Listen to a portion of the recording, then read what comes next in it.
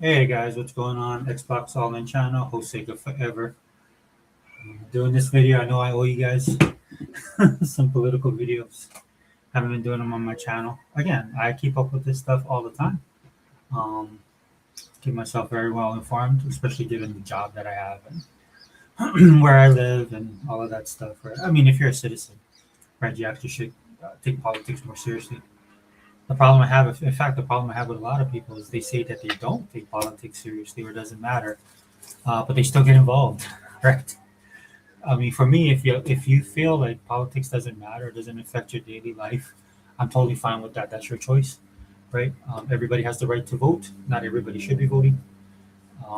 That's I think is one of the biggest problems. And look, I used to be the same way, especially when I was younger. Really defend people's rights to vote. Um, Definitely a person that feels that if somebody was trying to take away your vote, that would be a bad thing. But again, as you get older and you realize how the system works, how politics is, especially if you keep up with all the trends in politics, you realize that a lot of the stuff that people say is just not true. There's nobody's trying to steal your vote, suppress your vote. You have that choice. It's up to you to get out there and vote if you want to. Again, I've talked about this on my channel before. One of the biggest issues when I was coming up was that people push programs like the or movements like the right to vote, get out the vote, and stuff like that, which is good, right? But as you can see, we raised a generation of people that don't understand how politics works and civil discourse. Even in some cases, civil disobedience. I saw this great video where this old school hippie type guy who used to protest was actually taking a lot of the current modern protesters to task because the way that they were protesting was not what protesting was meant to be. Right? At some point, you got to follow the law and do it right. And regardless of what side of the aisle you're on, I actually feel that is the right thing to do. A lot of it is just to make a point. Where it really matters is you got to get up there and effect actual change. For a lot of you guys that don't understand how 2024 happened, that is what happened. There's a lot of people that went out and actually made changes on the grassroots effort. And usually that happens because you feel some sort of way about how your place is in society and how politics affects you, which goes back to my original point that I'm just talking about. You really need to keep up with what's going on in politics, right? On both sides of the aisle. And so, as the title of the video shows, why it's hard being a Republican. As you guys know, I've said this on my channel. If you're new to this is the first time watching the video. I'm actually a registered Republican in the state that I live, but I've been a Republican for the majority of my life. And the reason I've been a Republican is just for what the party stands for. Um, and when you look at the Republican Party over the course of its history, even since its founding, it's usually done things on the principle when it relates to politics or the morals, right? So naturally, you guys figure that I'm a conservative. And by conservative, I mean like a real conservative, like a classic, like how somebody says what a classical liberal is. I'm more classic conservative in the terms of conservation. Right? This is something that word is not usually associated with people that are Republicans, but that's basically why. There's two. We have a two-party system. I believe in a two-party system. Right? I know there's some people out there that want to do a third-party system because a lot of people are not happy with either party, and I get that. That's where you have independence. That's where you have all these other smaller movements that happen. The problem with that is that the majority of the people are in two-party systems. I'm not saying that you can't do that. Do whatever you want to, but if you want to affect change, right? It's just like when the president went to the Libertarian Party, went to their conference, right, and basically told them that, you know, because it's not a one size fit all for everybody. And I think that's really the big problem. Again, going back to the rock the vote, going back to get out the vote and stuff like that. A lot of that stuff was pushed by people that had agendas that wanted to affect change, and that's what politics is, right? But at the end of the day, um, just like with capitalism, I tell you guys about it this on my channel. Just like with capitalism, there's just there's winners and there's losers, right? And that has to be afforded to happen. This is why I'm a small government guy. I think a lot of our stuff should be done more on the local level than on the federal level. It's good to see a lot of these organizations coming down. The dominoes are falling because a lot of times when something affects you, it's better to have control of that at the local level than it is at the national level. when you get the national level involved, it's just too massive. It's just too big. This is one of the reasons why the current administration went in and did a lot of the stuff that they did. Now you saw when they were trying to affect these changes, how the media painted them. A lot of that stuff was just false narratives, right? A lot of stuff that was being put out there, right? And because look, the media in our country is left leaning. A lot of these people are liberal. A lot of these people went to the same universities, went to the same college, studied history in the same way. Right? This is a systematic problem, right? And that's why it's so hard to change. But at the end of the day, it speaks to my topic, is why it's hard to be a Republican, right? Because it's a constant onslaught, right? I'll say this. Normally, when I do my podcast, it's about Xbox, and I don't like to cross the streams as much as possible. It happens. It just because again, you can't help it, man. Like I've had to deal with politics in gaming, and gaming used to be the place people would go to and escape real world issues, and not just politics, anything. You go there to relax, right? But then in the 2000s, because a lot of the people and their political leanings, again, going back to rock the vote, get out the vote, the liberal mentality, that was overtaking the country for over 50, 60 years, was coming into fruition, man. So no matter what you do now, it's always going to be about politics. So it forces a person like me who disagrees with other people's politics to actually get involved. I would choose not to if I had a choice. Right? I would just like to go in and play my game like I went and played Banishers. I've been playing Banishers. It was on Game Pass. Um, it was by Focus Interactive. Did not know that initially, or the publisher. And anybody who plays Focus games understands that they're kind of like, I'm not saying that they're old school, but they're definitely throwback with a lot of the content that they put out there. So one of the things that came out about Banishers, because the whole DEI stuff is so big in the community, in the gaming community, is the couple in Banishers, um, is their race, right? And mixed race couple, right? And so when you actually play the game, um, the thing that I was worried the most about was demonology. If I'm being honest with you guys, it has a supernatural aspect to the game. When I was playing again, that's what I was worried the most about, man, because a lot of these guys make these games and they end up dabbling in witchcraft and stuff that's bad.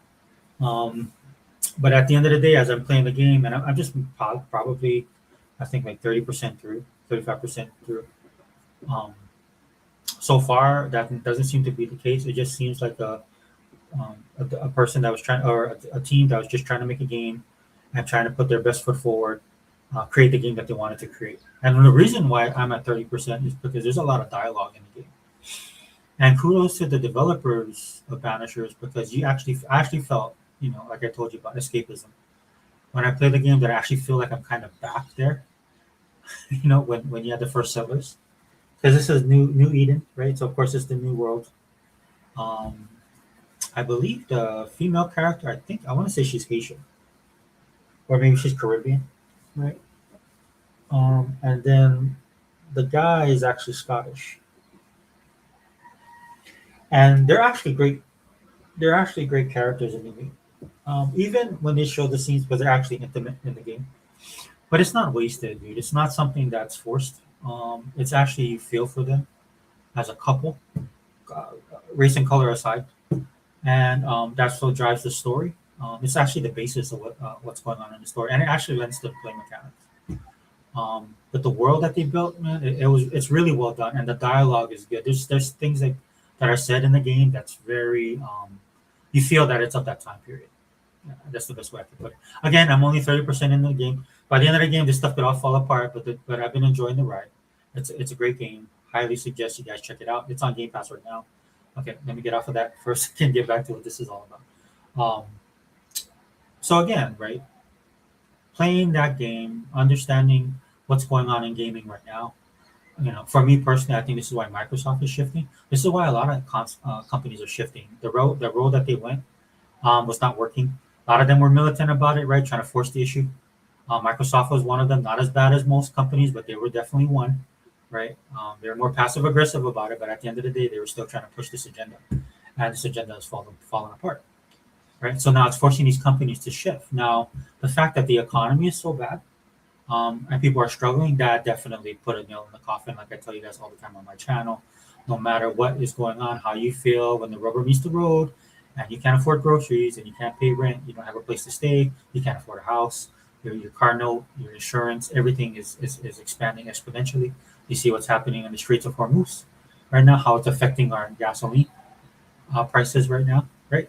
It's reality. Reality is the gut check. And sometimes a lot of this stuff that happens is by choice, right? I've been arguing with people online because people are not learning what the real issue is, right? A lot of people just want to blame people, want to blame a party, want to blame a president. That's what's happening right now. Again, to my title, why it's hard being a Republican. This is the stuff that you have to deal with, right? So I want to bring some clarity and some honesty when it comes to this stuff. It is the Middle East confrontation causing our gas prices um, to rise. Yes, definitely, right? I'm not going to deny that. Now, why? Okay, why is it? Why is it this way? And there's a multitude of reasons, dude. This is not a one size fits all. That's why this is hard. That's why politics is hard because you got to actually think about it, and you actually have to do the deep dive, right? For example, the president currently right now. The only problem I have with him is I think he needs to focus a little bit more on the domestic side, right? On the domestic side, as opposed to his foreign policy, which I don't have a problem with. He can do that. Right? He does a lot of multiple things. He does a lot of things at one time, multiple. Right? He's built that way. But I think he should turn his focus a little bit more to the domestic stuff. Right? Then you have a party that's the opposition party, and by opposition I mean in true sense of the word, and they're absolutely hopeless. Right? In the Democrats. Now this is why I can't stand Democrats because even when I would like them to do something that would help me personally, or help me financially, or help me in my life as a citizen of this country, they can't even do that. They're hopeless, right? All they focus on is things that just don't matter, right? Because again, the thing I told you guys in the videos, I do like this all the time. When you lie to yourself all the time, or when you set up your false narratives on people, you end up believing it, right? And that's biblical. That's just the reality of it. This is why it's not good to lie, right? And from white lies all the way down to the big stuff, right? Because it's a pattern, right? Slippery slope. You end up getting in it. You can't tell the truth from you can't tell the truth from the lie. That's what happens with people that lie all the time, right? And that's the problem with the Democratic Party because the Democratic Party actually was the party of the people, right? The blue collar workers, all that kind of stuff, right? But just like anything else that's political, even on the Republican side, Democrats are far worse though, right? Is they become greedy and they get lost in their own crap. Right? And this is another reason why we're in the point we are now. So my point being is, with the Republican Party, right? They have to hold that line. That's what they're known for. This is why people like myself and people that I know that are Republicans, especially the old school guys like us, the guys, someone like me who grew up in the Reagan era, right? This is what we think of what the Republican Party should be, and the Republican Party is not the party of Reagan anymore. Right? It's just how you got the current president you have now, and that's not to hate on the current president. I honestly believe that you get the people that you get are the people that you create, right? And I'm just being honest. There were good, honorable people in the Republican Party that ran for the presidency before President Trump. And I'm not saying President Trump is not honorable, right? But President Trump is a different breed of Republican. He's cut from a different cloth. In fact, I'll go as far as to say he's a Republican, but it's because the Democratic Party wanted nothing to do with him. Because the Democratic Party has shifted so far left. Because if you guys didn't know this, a lot of these people that are on the right now, a lot of them come from the left side of the aisle. They're not traditionally conservative Republican like I am. The president is definitely not. In fact, that's what I tell people all the time that come against me. It was like, oh, the Republican, your Republican president. I'm like, dude, he's a populist. Anybody that studies or follows politics like I do realize that about the president. He's not a traditional Republican. He's a populist, right? And the reason why he's like that, and the reason why he ran for the presidency, right, is because of the way the country has shifted so much, or our politics has shifted, or tried to be shifted, right?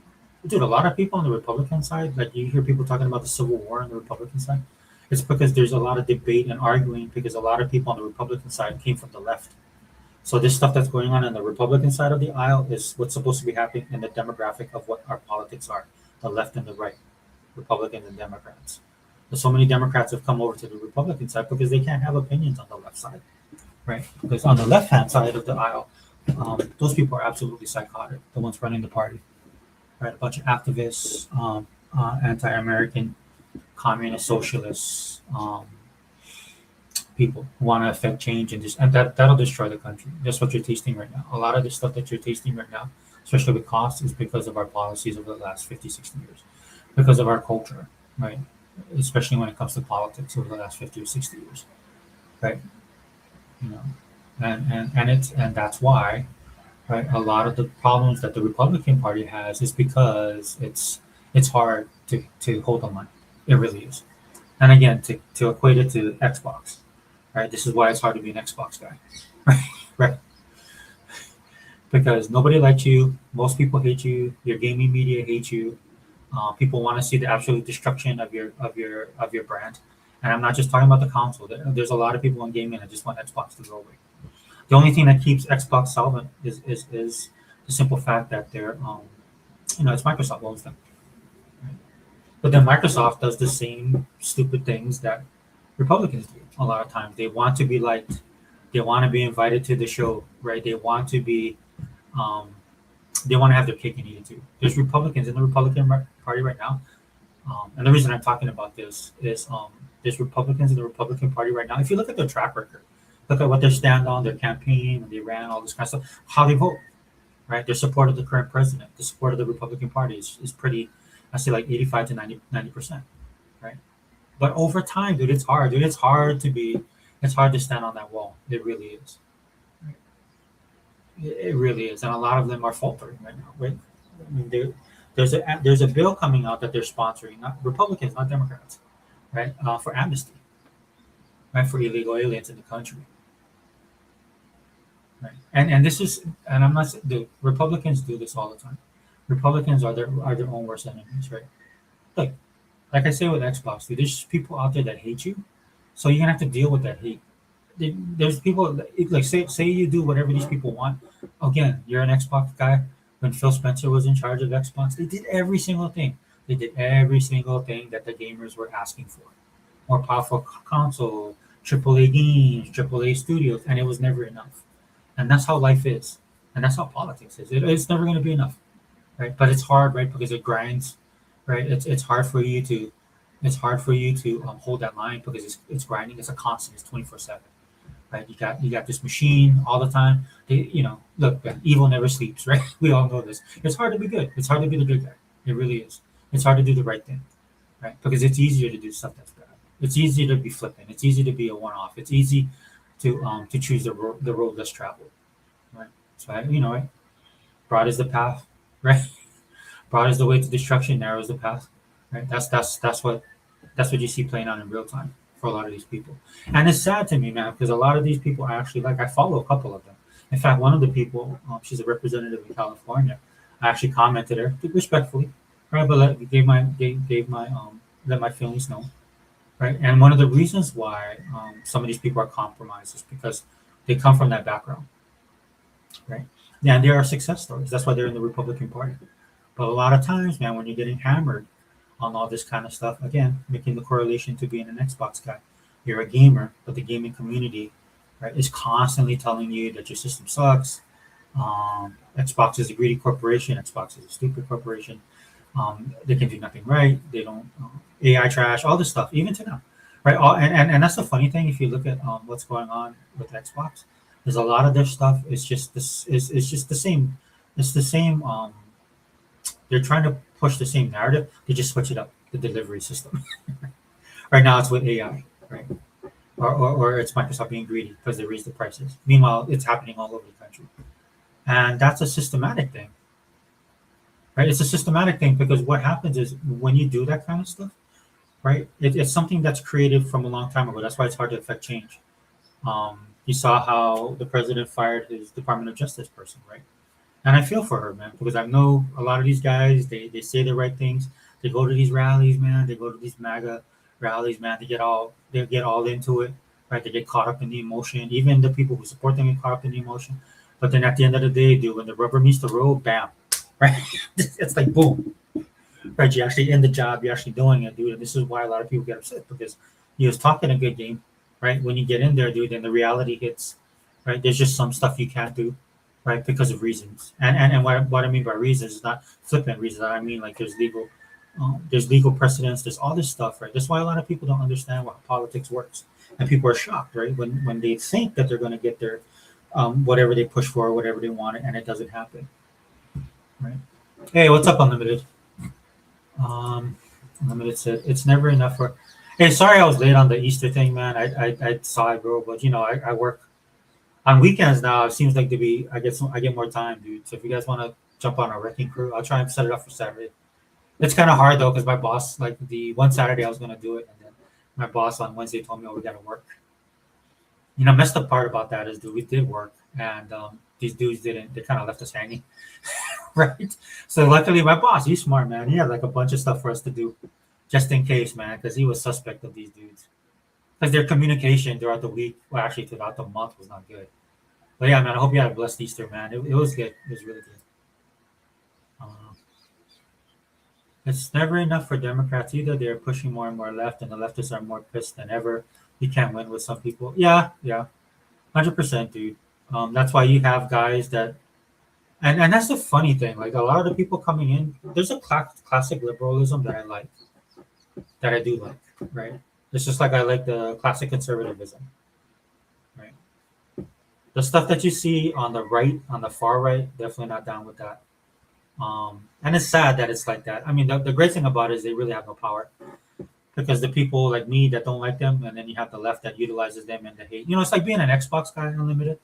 Again, I'm making the correlation with Xbox. Like being an Xbox guy, the reason why I don't worry about Xbox becoming greedy and taking advantage of us and stuff like that is because they have so many haters, right?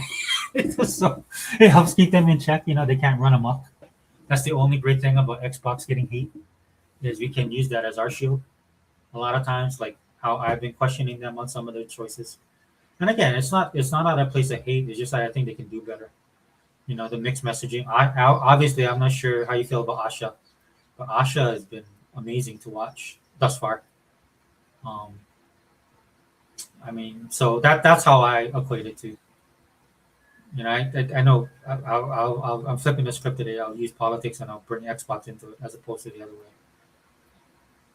And it's sad, man, because my whole family are Democrats, right? And I'm talking about classical Democrats, man. Like my dad, all my family, dude, they were blue collar workers, right? And that party is gone, right? Even to this day, man. I mean, they still vote for them, but they're bitter, dude, because they always get left hand holding the bag. And I feel sorry for them, man, because they're gonna initiate some change because the Democratic Party and the unions, man. I mean, it was nice to see the unions come out last time and actually look out for their union members, stand their ground, right? Because it shifted, dude. It's not the Democrats are not the party of the blue collar anymore. And I know this, man, because my whole family was Democrats. I come from Hawaii, bro. Hawaii's a blue state, but that party's been infiltrated by a lot of activists, unfortunately. It's not the party of JFK anymore, like they like to opine about. Just like on the right side, dude, we're not the party of Reagan anymore. We're just not. You get, man. We are busy. I can't do. Yeah, I know, man. I remember when you were working. Well, you're putting in your hours, dude. I know how you feel. I mean, not that I didn't, but to actually do it, right? Which I'm not complaining, bro. Like I got a promotion, which is cool, and then I get to get my hours and stuff like that. And there's like a direction that we're going in. Man, I was kind of like in the abyss a little bit for a little bit for about a year. But man, my boss, he's good, man. He knows what's going on, and he's moving forward. The people I work with, dude, are solid, dude. They're awesome. They're good workers, man. They know their stuff. One of the girls I work with, dude, she's younger than me, man. I'm not gonna lie, I have a hard time keeping up with her, dude. But she's like she's a dynamo, and she's really good with I'm kind of more we're from that what do they call that, dude? Audio. What do they call that, brother? We're in the digital age, man, but we're a little bit more streamlined the age before that, and I'm on that side of the aisle when it comes to technology, man. It's been forcing me to actually use stuff, and I'm talking about I got to practice, so I'm actually doing it in my own life. I'm getting more aware, technologically aware, which is cool, man, because there's a lot of good there's a lot of good stuff to that, man. So, efficiency and stuff like, especially at the job, but it also translates over to like what I'm doing today, man. I was setting up all my accounts and stuff today. So that's pretty good, dude. The extreme right has pushed me away, and I hate communism too much to ever be that. Yeah, dude, that's a lot of people, bro. You're actually you are the majority, like what they call a silent majority. You know, we're Christians, brother, so of course we can't be on the extreme right, dude. Those guys are psychotic. And the funny thing is, they try to co-opt the Christianity, and I'm like, nah, you're not Christians, guys. Christianity puts God first, and you guys are definitely not God first. Because being God first is to be obedient, right? Because being God first, bro, you're gonna do a lot of things, and we're all different. But you might not struggle with, I struggle with, right? So that's usually what God uses in our lives, right? To bring us under, to bring us to give us our reality check. I'll put it that way. But there's a level of submission, of course, as a Christian, and it can. To me, it's freeing. It's freeing. But for some of these people, man, they can't.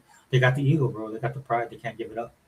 And some of these guys I used to follow and listen to, I was suspect of them a little bit, man. There's just something about their spirit that just wasn't right.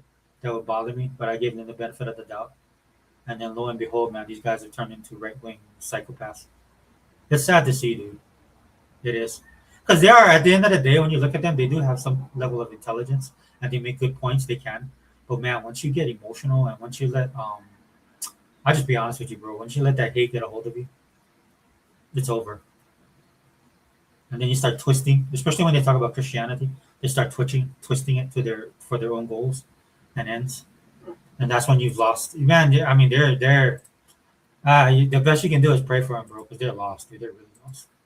Yeah, but yeah, dude, I get you, bro. We're all in that boat. We're all in that boat. Unfortunately, the old Democratic liberals are more like elitist Democrats. Yeah, they drank the Kool-Aid. They went in to change the system, and some of them had lofty and great goals to help the people, but they got lost in the narrative. And the Washington D.C. is a cesspool, bro. It's a cesspool. I was hoping the current administration would follow through and start dividing up the power base in Washington D.C.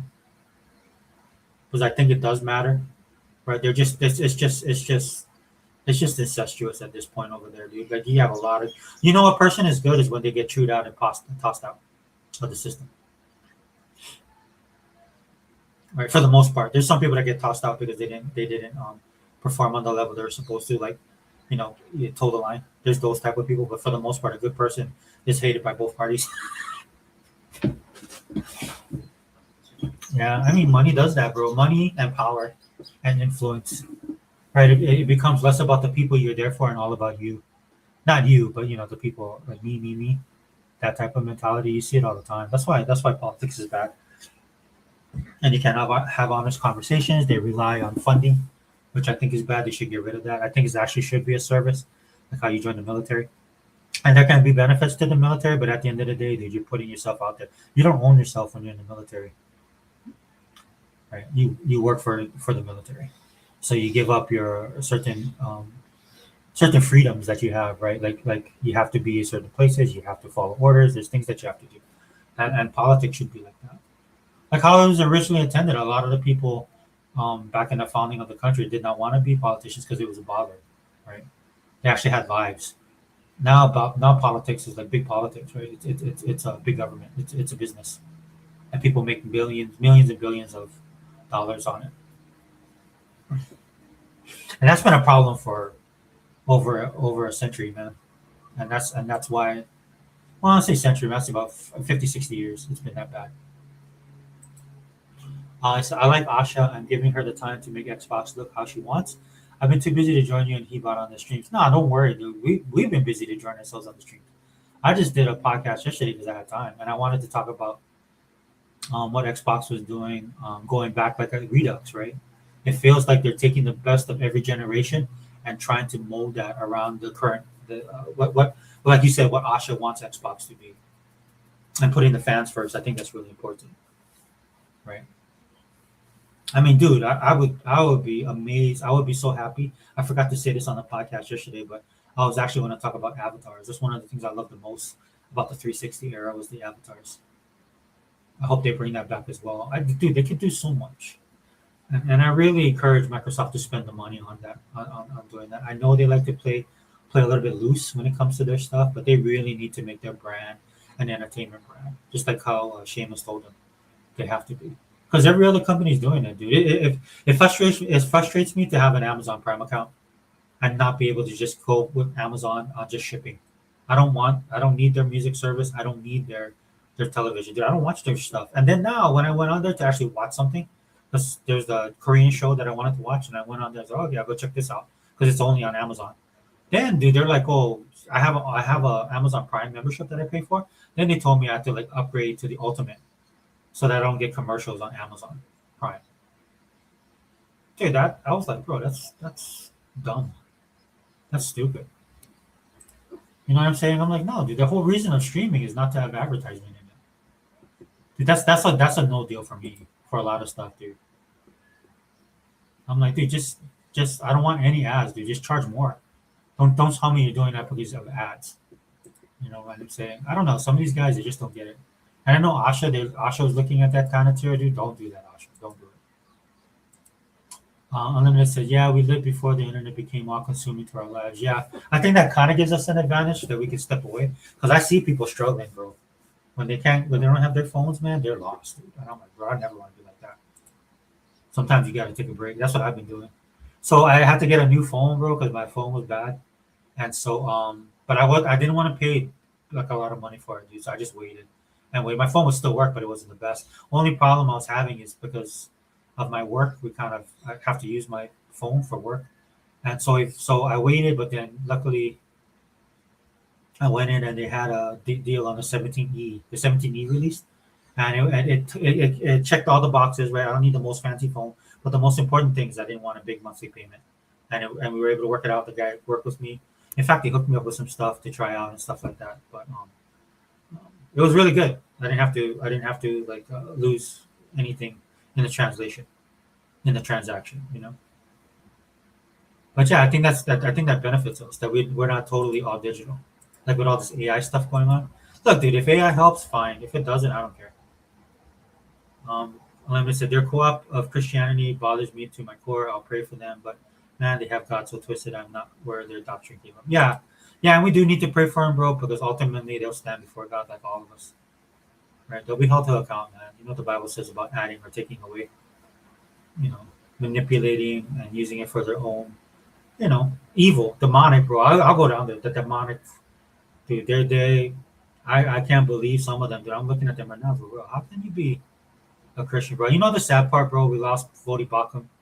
We lost Dr. John MacArthur, man. We're losing a lot of our people, man, that stand on that line.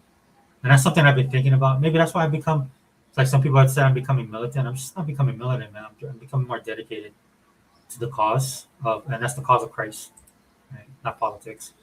Politics is what it is. But yeah, it's sad to see, man, and that's what's happening, man. You do see a lot of,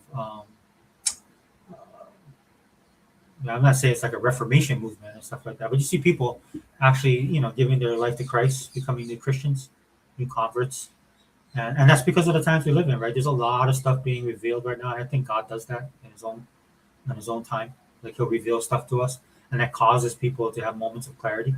So you see a lot of people, because look where we are in the world right now. We're definitely not in God's plan at all, right? So there needs to be a course correction. God and His mercy and His grace affords us that, right? He does love us, right? He is a merciful God, definitely, right? And so I think this is why a lot of this stuff is happening in the world. I'm talking not just like the political stuff. I'm talking about the supernatural, all this stuff, dude. I've been going down rabbit holes. That's another thing, Unlimited.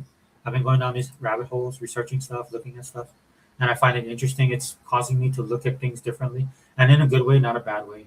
Like I'm not like these guys on the right that are betraying their faith, which is amazing to me, man. How can you call yourself a Christian and then you do that? I can't square that. I never will. Well, I'm kind of hard headed, like with Xbox, right? I'll just always be an Xbox guy, good or bad. But I think that matters. You know what I'm saying?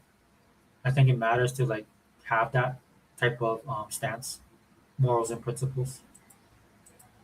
Unlimited production. I think money should be taken out of politics. Lobbying is code word for corruption at this point. Yeah, yeah. Again, like everything else, it started with the best of intentions. But I think money in politics, because like you said, the best thing about doing that is then you'll see people who really want to be to be a politician, right? That you can't make that money on the side. Look at their portfolios, man, financially. And then they've come out and said it. Even the guy, the Republican Speaker of the House, he came on and he said he defended that. And I'm like, no, bro, you don't defend that. That's not what you're supposed to do. You're supposed to be against that. You're supposed to bring charges against these people because we know you guys are gaming the system. So if you guys are gaming the system, then you guys are in the upper echelons of power when it comes to politics, right? How can the rest of us? That's why I have a problem with a lot of stuff that's being done now. Like, why are people not being held accountable, but I am? Like where I'm at, something as stupid as me paying for my registration. There's people where I live that are using technically vehicles on the road that are not paying their fair share or not participating in the system. So if they don't participate, why do I have to? Like why do I have to pay a registration fee? Why do I have to have insurance? These guys don't, and they cause accidents or they get hurt, right? So why do we do this every year? And because of the way the system is here, it's just horrible. That adds to the point, right? So when you're sitting up there in the especially as a Republican, right? This is a Republican and he's a conservative. And he can sit there and say, well, you don't understand how expensive it is. Like, dude, that's not my problem. Right. And then on top of that, like I'll tell people with gas prices or anything else, why? Why is it expensive? Speaker Johnson, why is it expensive for you guys to be in Washington, D.C.? Why are you guys paying 1.2 to 2.3 million dollars on homes that most of us can't afford? Right? Why do you have to live like that? I'm not saying you can't have a house, but you make $180,000 or $250,000 a year. Most people don't even come close to that, and they survive, right? So they set the standard, right? And that's what I'm talking about. That's another reason why it's hard to be Republican because your whole party is suspect as well, bro. Like it sucks. It really sucks, you know. And this is how you get the current president that you have. That's just the reality of it. When the people who's supposed to be standing the watch or supposed to be the arbingers of truth and justice, right? And they're just as scummy as everybody else. And I'm talking, you don't even have to be next level scummy. Just the simple fact that you can't stand by your own morals and principles is enough to have people to lose faith. Again, like I say all the time, dude, when you get screwed over by a car salesman, you expect it, right? But if you get messed over by a preacher, right, that's a whole different type of distrust. It's horrible. George Washington never wanted to be president. He stepped down to show we aren't like the British Empire of kings. Yeah, that's the most interesting thing, but they just escaped that system, right? They fought for it. They fought not to be like that. And I think that's still the thing about today. It's just that now look, the devil has changed his tactics, right? Where it was a burden, man, it becomes a career. And we need to get back to that. We need to get back to it being a burden because those guys are way too comfortable. They wield too much power. The fact that they can pass laws and do stuff that's shady. One of the things that I like that the current president did was that he went after all those NGOs and stuff like that because that was the type of people were affecting change to people that are unelected, and I think that's a really big problem. That's why I want to see government shrink. They need to get rid of all those people. Do it on your own merit, man. Actually go out and do the legwork, right? It's like our media, man. Nobody does guerrilla journalism. That's why you have these people that go and investigate the stuff going on in Minnesota or California, like that one guy everybody hates. I say, you don't have to like him, dude, but you can't disprove the truth that he's bringing to light. And then when you do that makes me feel like, okay, well, you just don't want to, if you're gonna be like that, bro. But we can't mingle. Mr. Kima says the good thing about Asha is that she is avoiding interviews with the toxic gaming media. Yeah, 100%, Mr. Kima. Like she's doing it on her own terms. Like she gets ahead of stuff, or she does stuff herself. Right, she's really spearheading. It's you can tell she's of a different generation, and I just think it was needed. Again, no hate on Phil. You guys know I love Sarah. I always give her props, right? But it's just that we needed to go in a different direction. It's just like, dude, I love Mike Tomlin. The Steelers decided to go in a different direction, right? Because he is, dude. He's one of the most winningest coaches, dude. They always won the division championship for the most part, dude. He went to the Super Bowl, I think, like once or twice. That's a great resume. But having that great resume and getting to the next level, that's two different things. Now, I'm not going to jump on the bandwagon of people that just hate him. Like, I never agree with everything that he did. Some things I think he was a very good player coach, but he let the players get out of control sometimes. Right? The organization's to blame, too, for a lot of that stuff. And that's why I don't jump on Tomlin as much, as I've learned that some of this comes from top down. And again, look at the guy who's the GM, right? Drastic changes, right? So that's another That's another level. But yeah, I agree, Mr. Kima. I like what she's doing. Right? And look, am I gonna get 100% of what I want from Xbox, from the Xbox brand? No, probably not.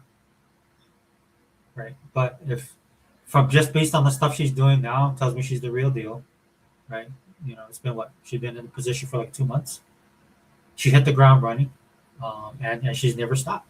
And I can appreciate it. I'll give her her flowers. I think there's some stuff that they really need to do.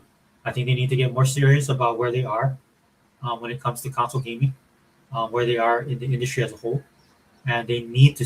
For me, they need to step up. They need to. They need to. And I talked about this on my other videos, man. They need to step it up and go all the way, dude. Don't just go halfway. Go all the way. Go all in. Unlimited production. That Supreme Court in 2010 that considered money as a person is why we see billion-dollar donations. DC serves too many masters, and none of them are God. Oh yeah, dude, they're godless. They're absolutely godless. What is that? What did Obi-Wan say about in Star Wars when they went to the cantina? Mos Eisley, right? It's a den of villainous and villainy and wickedness or something like that. I forgot that quote. I should look it up. But it's a great quote. And I love that quote because I apply it all the time to DC. Let me look at Obi-Wan on Mos Eisley. Yeah, here it is, quotes.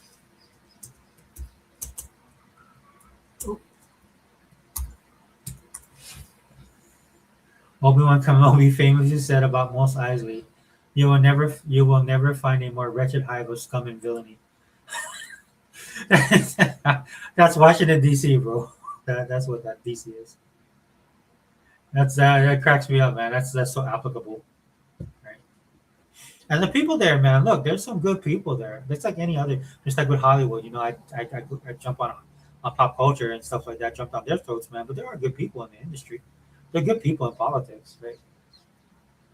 It's just that the wickedness is just strong, right? And it's bad, dude. It's bad, dude. This is why people are losing faith in institutions. Right? I was watching this article. I was gonna do a video on this, but I was watching this video. So if you guys keep up with global politics, man, there's a lot of countries in the world that are struggling, trying to meld their energy with their food production, right? So if you guys did not know this, right, energy is important to your food production, right? Because it requires machinery, right? It just blows my mind when I'm online and people can't make that one-for-one correlation. It totally blows my mind. So anyway, the same thing that happened in Canada or other countries, right, is happening right now in Ireland, and it goes with their migration issues. Look, Britain has a lot of stuff going on. This is why I laugh when they try and lecture us on stuff, man. They got a lot of stuff going on in their country that need to fix. I mean, we do too, but not on their level. So there's farmers in Ireland blocking roads and stuff like that, man. They're trying to affect some kind of change because gas prices and stuff that's going on, dude. I mean, and it's all this the whole political thing, right? And I found it interesting because when I looked at that, I was like, wow, dude, that stuff is important, right? That stuff matters, right? And once they start losing, because what ended up happening, they sent the police in and they end up fighting with the police because the police there, I don't think they're armed. I think what they have to do is if something is a dangerous situation, they have a unit that can go in, like a SWAT unit that goes in. But when the police showed up, dude, I think they only have billy clubs. They have no weapons, right? And so they were trying to get the farmers to go against what they wanted to do, and the scuffles broke out then. So what Ireland did, they went the nuclear option, and now they want to bring in the military, right? And the problem with doing that a lot of times is that your populace loses faith in you, right? It's the same thing I talk about with Xbox, right? The problem Xbox was having, and what they realized, and why they shifted so fast, is because, like I said in my video, apathy was starting to set in amongst the fan base, right? It's like people stop caring. It's one thing if you lose a person but you can get them back. But once people get apathetic towards something, dude, it's over. You've lost it. You've lost them. You not only lost the narrative, dude. You've lost the base. You lost the fandom. And when you lost the fandom, I'm talking like what Disney's going through right now, what Marvel Disney's going through right now with their films. They built this universe on in media, in the cinematic universe, that built a fan following that is not happy now. Like you can lose an old head like me, right? Some call me a racist because I think it's important to keep Shang-Chi the way it is, right? And it's not for the modern audience, and then I get ostracized and kicked out of the group. But what's happening is it's happening to their own, to their fan base that they built in the cinematic universe. Like this is what 10 plus years do. They built up a fan. The problem that they don't realize is with that fan base, there's expectations. But like with me, there was expectations, right? But for me, I can just let that go because I'm old. But for this fan base that they built, that they raised from their teens up into their 20s, right? They're not happy, right? And so that's what's forcing a lot of the changes at Marvel right now. Like they got rid of Kathleen Kennedy. They'll probably get rid. I think Bob Iger's out the door.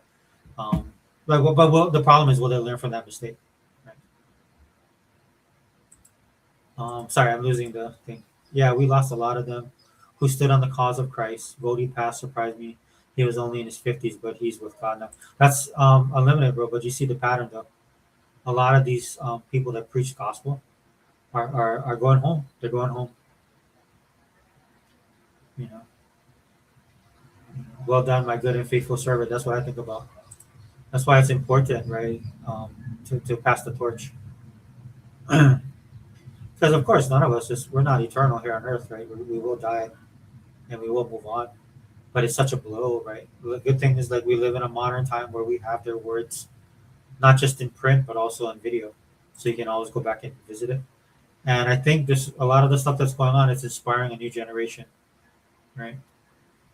Because look, dude, like evil never sleeps, dude. This constant battle that we have has been, dude. This was talked about. The Apostle Paul talked about this in biblical times, right? It's in the New Testament what we battle against, and it's been this way in time memorial. This is why a lot of the alien stuff is piquing everybody's interest because it's an unexplained phenomenon, and now that we have advanced technologically and we're actually seeing some of this stuff, and look, there's a lot of false narratives out there. So again, you got to be discerning, right? Pray for discernment. That's the most important thing you can pray for as a Christian: wisdom, knowledge, common sense, and discernment.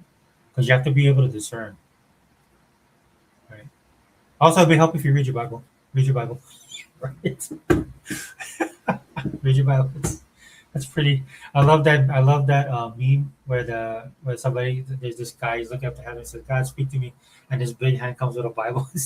Sticks out a Bible. Right, and you got to be in the spirit, guys. You just can't. You have to be. You have to have the spirit. Holy Spirit will direct and guide you in a lot of these things. And it'll challenge you, man. It'll challenge you and your thoughts and your opinions. That's why, again, Unlimited, a lot of these guys, man, they're just not. That's how you can tell they're not Christians. Or they're not, they're not. Because first and foremost, as a Christian, your main objective is to preach the gospel, right? What I've been doing is I've been going down these rabbit holes because it's helping me understand certain things about the Bible I never looked at. And I'm not saying I'm agreeing with these people, but some of these people are not Christians, right? Some of them become Christians because of their research. But I find it interesting. I think that's why it's good for guys like us Unlimited. We kind of like straddle that abyss, right? In a sense, right? We're both analog and digital, right? We grew up in an older type of gaming to what we have now, prior online stuff, right? Technology the way it was before, the way it was now. Christianity from where it was to where we are now. Right. So, we got to maintain. We got to maintain. And sometimes you just got to disconnect and go old school. Right. But again, man, pray for discernment. That's the hard part right now because there's so much false narratives out there. And then, of course, steel sharpens steel. Make sure you got good brethren around you that will challenge you and let you know. Like Mr. Kim, I appreciate you, man. I do listen to what you say. I do read your comments. And it's not the following on deaf ears, man. I just wish I did more videos. I could acknowledge some the things that you tell me. I get it, bro. I do get it. Right? It is frustrating. Unlimited, same thing. Steel sharpens steel, especially when it comes to God and then of course now with politics. It's like our brother Eva, man. That's why I always appreciate him, man. When it comes to gaming, dude, untouchable. Right? There's so many times that he said something to me I never even thought of. That's why I like doing podcasts with him too. And let me just come in villainy. Yeah, dude, thank you. A little bit late on there. The UK loves preaching to the rest of the world while not addressing their own country. It's been that way for centuries. Yeah, they do. I mean, we do that to some extent too. And the problem with us is that for us, since we're the hegemon in the global order, a lot of the stuff we do does affect other countries. So I don't blame. There's a lot of times, not a lot. There's some times where I don't blame a lot of countries for being upset with us. You know, we went from an administration that had a certain philosophy to the current administration that is a total opposite. So you know that consistency is not there. I think in politics that's what we need to get back to. But because we're so divided, and by divided I mean that there's people with just beliefs that just not in the same ballpark. You know, that's the problem with the country. I feel right is that we just can't agree on stuff, and it'll always be that way, guys, because there's so much extremes. When you listen, like when I read your comment earlier, Unlimited, where you sitting right now, I think that's the majority of people in the country. So the people at the extremes, and those are the ones that actually, what we need to do in the middle is we need to go out and change them, and that's hard for most people. Not the actual doing it, but because everybody has lives. People like us have lives and we have work, right? A lot of these guys are bad actors, and they're a problem because they're actually in the system, affecting the changes or not affecting the changes that we need. That's why it's hard. That's why people need to go out and do a lot of stuff that they do. And then sometimes those people that actually do it for the righteous reasons, they get lost in the narrative. They get lost in the politics of it all, and they lose themselves. I've seen that happen several times. Right. It's that's why, man. You guys need a base, man. You need a foundation. And if you guys are asking me what that foundation should be, it is Christ. Right. When you can look at yourself through the prism of what God considers righteous and just, dude, there is no excuses. Right? And it's hard. And I'm not saying it's going to be easy. It's a struggle. Because when you look at yourself through that lens, dude, you're gonna. This is why so many people realize that they're sinners and they repent and they give their life to God. You know, through Christ, they become saved. Right? They acknowledge that they're wicked and sinful. Because once you use that type of lens, dude, there's no hiding what you are and who you are. That's why it's so powerful. That's why you see people like you see what's happening right now. I saw a video where this girl, I think I said it on my video yesterday. There's this girl that was practicing witchcraft, an actual witch that practiced it, and she got the gospel, and it changed her life because she said she found peace. She finally found peace. All the stuff that she was looking for, and I mean, you don't have to go as extreme as witchcraft. It's just everyday life, whatever you put your joy in. Maybe even video games, right? That's what you love to do, right? But then sometimes when you need something that's fulfilling, whatever's missing in your life, dude, that stuff's not gonna fill it. And most of the time, it's just a distraction. That's why you see people lose it a lot of times because that stuff that they put their joy into. You know, sometimes it's your marriage, it's your family, it's a person, it's a thing, it's a hobby, whatever it is. It ends up, you know, you end up crashing because that's not going to give you the joy that you need. There's only one thing in life that's going to do that, dude, and it's God. We're spiritual creatures. We were created by God. Right? We have a soul. There's things about us that are specific to the way God created us. And if you're, you know, it's just like if you have a farm and you have animals, man, you need to feed them. You need to let them be out. You need to. There's basic stuff that they need to do. As humans, we have basic needs as well. And I'm talking about the physical, but the spiritual. This is why so many people are lost and why so many people aren't happy. And the devil, man, the devil, bro, he's crafty, bro. He's crafty. Wherever you want to be, man, whatever it takes to distract you, man, wherever you want to be in your life, he'll meet you there, and he'll give you and promise you all the things that you want to, what you want in the world.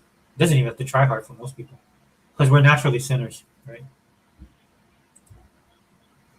Because at the end of the day, he knows what's going to happen at the end of all this. He knows, and he's going to drag as many people as he can with him. Um, Unlimited says, "This is why I didn't panic about new leadership at Xbox. It gives an opportunity for fresh ideas. Asha is off to a good start. This isn't Sony's 7 CEOs in 14 years. 100% Unlimited. So that's why you need to bring your podcast back, bro. You need to drop these pearls of wisdom. Right here. 100%. Right? Oh, yeah, man. Being in my funk with what was going on with Xbox, especially the branding. Asha came in and, again, trust and verify and stuff like that, but she blew it all up. You're 100% correct. I don't think she's stopping anytime soon. I like what she said about the blades. Again, I'd love for her to go back and revisit the avatars. I'd love for her to do that. I think that would be great. And when they do the avatars, man, they like if you remember how it was on the 360, I just think they scratched the surface. of what they did with the avatars, right? You'd see them standing there, like if you had a friend on if you had a person on your friends list and they were away, you remember the avatar would be kind of sleeping, right? Or if the person was rating Netflix, he'd be on a couch, right, showing them watching Netflix. I actually bought the stuff for like the Marvel, so like my avatar, the background would be like the Marvel comics in the background, the issues. I used to buy the Avatar gear, right? So you have the one where he's doing the wall climbing. You would combine them, right? I would buy the outfit, which I would have like the Thor outfit, and then I would have the flying um, animation. I combined those two. It was good, man. That's what I'm talking about, like that brand um, recognition with Xbox. Dude. They built a whole generation on 360 by doing that. They're the ones that introduced Netflix to the masses, right? So I mean, I hope that's what Asha's going back to. Now, some of this stuff needs to be updated. Some of it won't work. We live in a different time. I think that window has passed for them.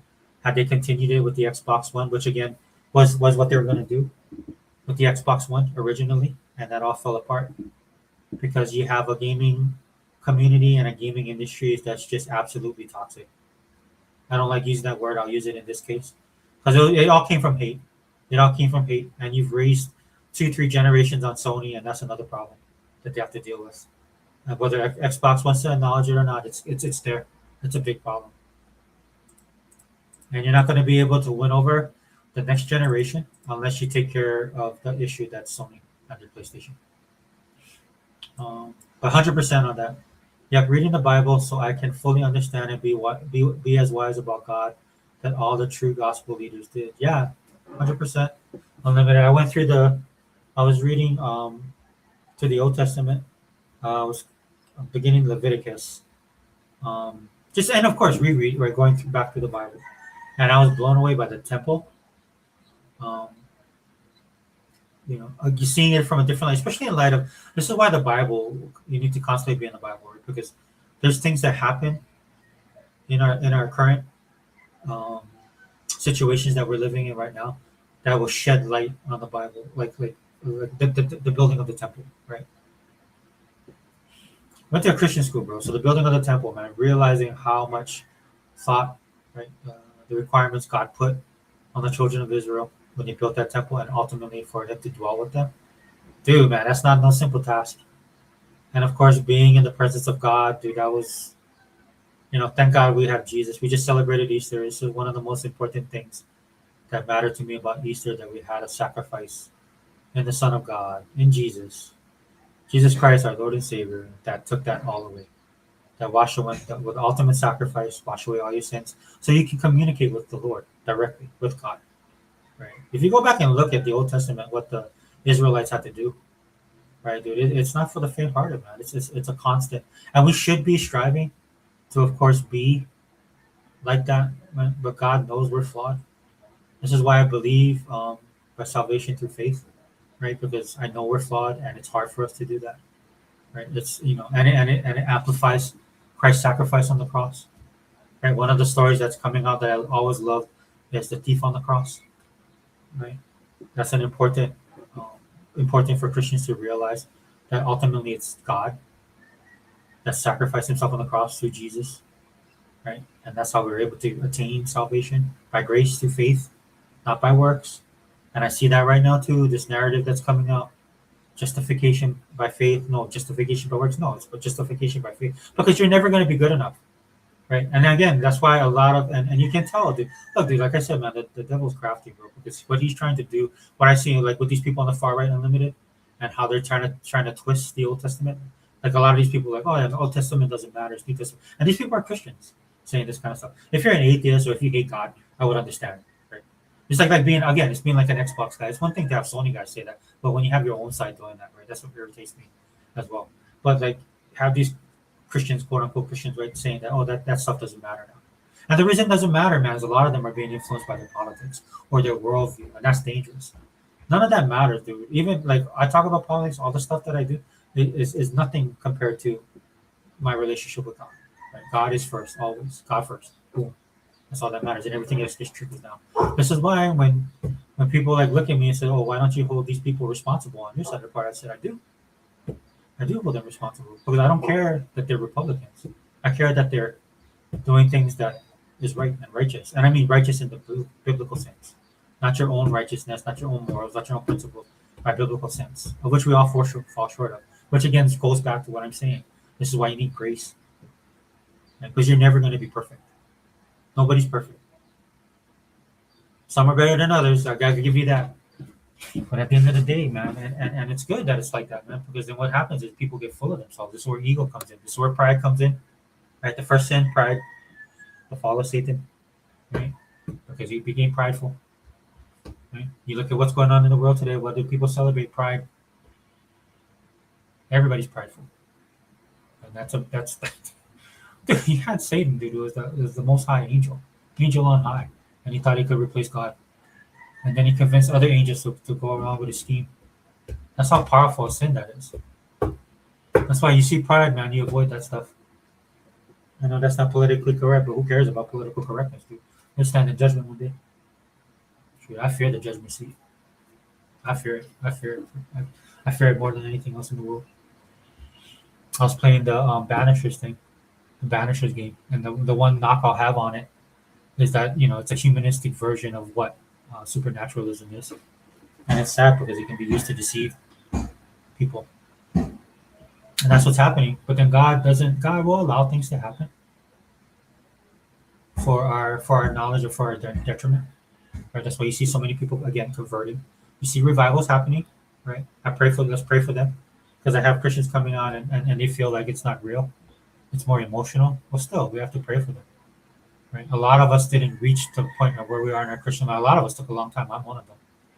Right? Went ahead and lived the life the way I wanted to, even though I knew better at the level that I am, being raised by a God-fearing woman, spending my entire life at church and went to a Christian school that was Bible-based.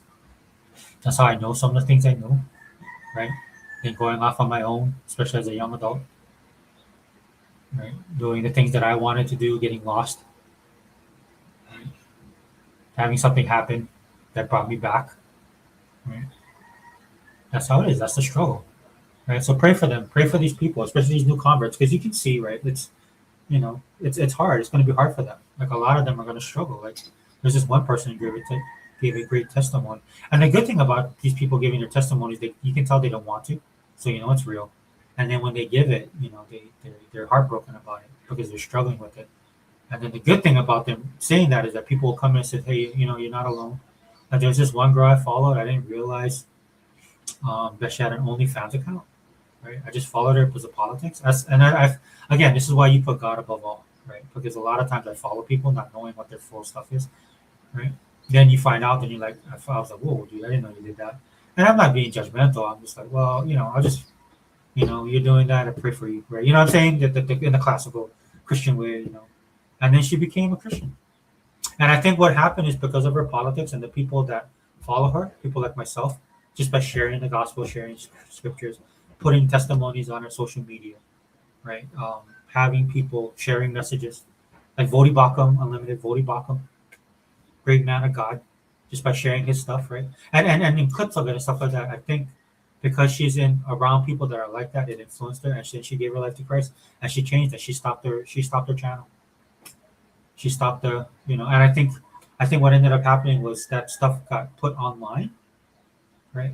Something happened, right? And I think abusive relationship, that emptiness I was talking about, dude, it's not fulfilling, right? And selling yourself for money, right? And then sometimes it works out for people. I mean, the money part, right? But it's not good. Like this is why you see when the economy goes like this, a lot of these people are hurting now, and now they're feeling guilty, right? Because they put themselves out there like that, and they're beginning to realize I shouldn't have done that. Some of them are getting older; they want to have families now, right? And they're finding out that men do not want to be with women that did that to themselves or put themselves out there, right? That's the consequences, right, that they're dealing with, and I feel bad for them. But the great thing about it is a lot of them are turning to God because they're empty. They need something to fill that. They see the joy, right? I honestly feel they're being caught up in the spirit in a good way, and it's changing their lives, dude. And the great thing about that is a lot of them, like these people, and you gotta constantly pray for them, and they have to. Because it's hard. Let me tell you something. But there's people that I see that you can tell that we're hardcore into this stuff, and they become the greatest converts and the greatest messages for Christ, because they can reach the people that are there, if they get spat on and destroyed and by their own community, they're good with that because they have the sympathy and the empathy to reach out to those communities, right? And where some of us can't, dude. Look, you guys know me, man. You guys listen to my videos, bro. I'm not a bit too hardcore. I know I am, right? I should be a little bit tone myself back some, but sometimes I can't help myself, right? That's why it takes people with That's why I love watching Sega Man's channel, right? Sega Man is the even keel. I'll go nuclear on some stuff, then I watch a Sega Man video. I'm like, all right, Sega Man, I get it. You know what I'm saying? But yeah, dude, let's pray for them. Let's constantly pray for them, even when they fall, because they will, because we do, right? We know we do. I've been struggling with things. Just the other day, I had an incident on road rage. That's my one thing that I need to deal with, right? Because it's stupid. Number one, it's not Christian. And what I mean by dealing with it is I did not engage. Like when I was younger, of course, right? I'm not proud of that, right? In my defense, the guy was at fault, right? I was trying to be cool about it, and then again, the devil, right? He has his ways, man. This person was not. He actually came out of his car, dude, and I wanted to step out there and just grab him by his throat. Right? I just stayed in the car, like, no, don't do that. And then later on, but then the thing that was bothering me is after I said, and then even after I prayed, dude, that weighed heavy on me for a couple of days, dude. That was really upsetting to me because that's something that's the type of person I do not want to be. And that's not the person, because again, at the end of the day, dude, if something happens, right, is that a Christian? No, that's not a Christian. Is that Christ-like? No, it's not Christ-like. Was the person wrong? Yes, he was wrong. Right? But that's not how you represent the kingdom of God. And again, that's the hard part, right? It's always easy, right? It's like there's certain things I look at, like for example, the whole thing with the Israel, right, and how Christians, right, are denying the inheritance that Israel has received from God, and that blows my mind that they can do that, right? Anyway, or the rapture, right? It blows my mind but anyway, so I see that and stuff like that. Like that's a no-brainer for me. Like I don't have a problem. I don't struggle with that. So like some other people do, right? Because some of the people they're just haters and they just hate. Right, but there's some Christian brethren that are struggling with that, and they're good. And a good man of God. There's this one guy I picked up on his channel. I started following him because he started talking about the Middle Earth stuff and the dragons and the demons and stuff like that. Right, he was talking about pre-Diluvian things, and I love his take on it. But then he went down this rabbit hole, and I pray for him, man, because I think he's just being deceived personally. And so you go through all that kind of stuff, but still, we all have our struggles, man. And when we do that. That's what it is. That's why you can sympathize with some people. I might not have a problem with drugs, but there's this Christian brother could, and he's come to the Lord. He's been trying. He's working on it. He's been doing it for years. Falls back, right? But you can be sympathetic because we all are. Right? There's a great quote, So as Christians, we're no better. We're just. What did he say? It's just what a Christian is a bum that found the bread, and can tell some other bum that where to get the food from. That's all we are, right? Again, it's all up to God, right? We're no greater than God. We have to be submissive to the will of the Lord, and that's how it's supposed to work. Okay. Yep. Reading. Oh, okay. Thanks. Oh, great, man. I'm glad. I'm getting into it. Granted, I'm kind of focused on the flood, pre-Diluvian stuff, some of the stuff that's coming out. And when I go down these rabbit holes, of course, I'm not dipping into every single thing, right? Some of it is a little bit science fiction-y. But the thing that I'm building off of that is because I always felt that way, like how the earth was before the flood. Because I remember learning, especially in Sunday school, you learn about the flood. And when I was younger, it used to bother me that God regretted creating man and why he wiped out everybody except for Noah. Like he wiped out everybody. Right? That's like ultimate judgment. And you see that in the Old Testament a lot, right? When God passed judgment on people. And so there's some stuff coming out that we're talking about that you can kind of connect the dots. So that's what I'm going through. That's why I'm looking forward to going into Leviticus to get a little bit more depth on it, looking at it from a different perspective. Not adding or taking away, just it's opening my mind to things. Like I never thought about what is it? The hierarchy of heaven as much as I am now. Of course, with demons, what demons are or actually are. The Nephilim, right? The sons of God, the council of God. Why the Tower of Babel? Why God did what He did? Besides the basic thing is they just disobey God. Right? Every time you disobey God, boom, you got the whammy, right? I get that, but trying to go a little bit more depth to get a little bit of understanding. Of course, you see some of the stuff that's being revealed because of the technology we have now. I think a lot of it is because of the technology and just because of the way that we are. There's powers that kind of hide these things anymore. It's coming out in the wide open. The problem now is that now that it's being revealed, the powers that be, and I'm talking about wicked denominations and stuff like that, are trying to flip the narrative. We're trying to switch the narrative, trying to confuse. And if you don't have God, dude, that's easy, right? If you're not spiritually, even if you're Christians, right? You have to. That's why it's important to stay in tune with the Lord, to stay in tune with God always. Our lives make it hard, and for most of us, priority will always be God, family, survival, etc. Over politics, those on the extreme know what they will say. What they say will get acknowledged, especially with algorithms. And I wish Unlimited and I wish that, to be honest with you, like you said here, I wish a lot of them were just grifters, like everybody says they are. But you can tell these people are evil, or they're being influenced by evil. Right? I wish it was about greed. I say that all the time about corporations. I wish they were greedy. Over the last, 6-8 years, they weren't, dude. They were actually buying into the ideology, right? There were actually people in those corporations that believed in ideology. You see that in politics now. There's true believers.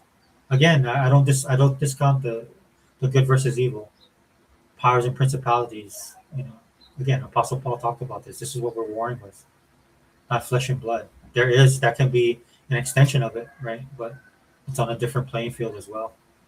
That's why all these sightings with UFOs and stuff like that, I mean, they break the laws of physics, right? Some of the stuff that these UFO sightings, that's why they changed it from UFO, unidentified flying objects. Now they're what, UAP, unidentified. I gotta have to look it up. Sorry, I gotta look it up because I don't want to. Unidentified anomalous phenomenon. Because the videos have been released, dude. The Navy released a video where these things can turn on a whim. Right? They turn on a whim. They move at speeds that no earthly craft can move at. Right? They're moving. They break the sound barrier. There's no heat friction, no heat detection. These guys can do they can turn like just out of the blue, just turn. Right? I think the biggest thing was the Navy. Right? The Navy got documentation of this object flying and just going into the water. Anything that hits the water at that speed. Dude, I was stationed in San Francisco, and one of the things that the Coast Guard had to do was they had to go out and retrieve bodies because people would commit suicide. They would jump off the Golden Gate Bridge, right? And a lot of people think, oh, you're just jumping off the bridge into the water. No, when you hit that water, it's like hitting concrete. Right? So have an object traveling at the speeds that it's traveling at, defying the laws of physics, hitting the water and not missing a beat. It just goes through the water and it just keeps on moving at the same speeds. Right? There's no explanation for it. And when you have phenomenon like this and people are saying this is what's causing a lot of people to question things, which I think is good. Dude. Sometimes God allows things to happen in our lives that give us pause, that give us that moment of clarity, as we say, the coming to Jesus moment. Right? Like all the stuff going on with the economy right now. Right? We've feasted for decades on our capitalism, and now it's time for the famine. Because we forgot what got us here. We forgot what's most important. Right? There's people that are pretending to be charitable and they're not. Right? True charity, true like these guys that did, like these guys that want to change the world, like Bill Gates. That's why I can't stand Bill Gates, Mark Zuckerberg, all these guys. I have no problem with them being rich and powerful. I wish they would just go off and enjoy it and leave the rest of us alone. But a lot of times they want to affect change. Why? Because everybody wants to have being. Everybody wants to mean something, right? But when that meaning is meaning is replaced, if you want to mean something, do it for the kingdom of God. Right? Do it for something that matters. Right? Like for me, I look at these guys like, oh, we want to change the world. They get into politics and they just make it worse, right? Because number one, politics and government is not going to fix it. It's usually the problem. A lot of the stuff we deal with, right? So these guys go in, they want to do programs, they want to do this and that. And the funny thing is, it doesn't even really come out of their money. It'll come out of taxpayer money. Are they writing the treasury money? They probably make a donation, right? Like, these guys are worth billions of dollars. They make I'll give 20 million, which is like just one of us giving $20. Meanwhile, the apparatus is put in place, and that's all they do. They don't fund it. They don't go out there and be involved in it, right? They just come in, wreck stuff because they don't know what's going on.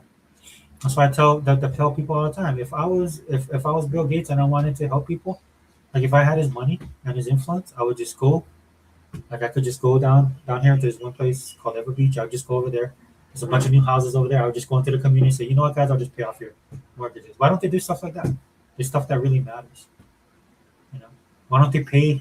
Like why don't they take wrangle some dentists together, man, and pay them to go around and help the homeless with dental problems, or help regular people with dental problems, right? I seen this one dude, man. He was in New York, and what he was doing, he was going around giving the homeless free haircuts because he's a barber by trade. You know, like do that. Show me, don't tell me. You know what I'm saying? That's what I want to see. Something that actual change. But when you do that, dude, it doesn't come with the prestige. It doesn't come with the power. It doesn't come with the elitism, right? It's just you doing something charitable.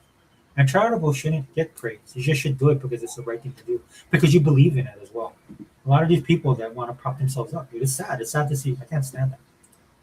It's irritating to me as a person who grew up poor. And again, I grew up so poor, I didn't know I was poor. That's just life. And I don't say that to get sympathy. It's just the way it was. So I'm not going to look at the stuff that you do and give you praise for something that you're not, you know, if you really want to help people, man, there's ways you can do it. And a lot of these people don't.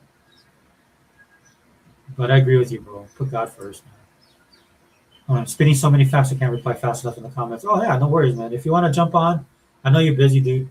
If you want to jump on to these podcasts, you can. Man. We don't have to really, like, I meant to talk about this about the Republicans, but this all ties in, dude. Because Republicans are supposed to be the standard bearers for stuff. And obviously, as you can see, this is why I tell people that come into the Republican Party, man, don't put these people on pedestal. They're just like everybody else, and they fall quite a lot. This is why people are in that are becoming Republicans now. They're struggling because they look at these people and it's like, oh, I thought these guys were Republicans. I thought they believed in these things. Like, no, no, no, they're just human like the rest of us. Right? Right? Some corporation comes in with a check. Right? This is why it's all incestuous there, right? You know, because they can't take the money straight up. But then some of them, I know they are, because there's no consequences, dude. There's no consequences for their actions.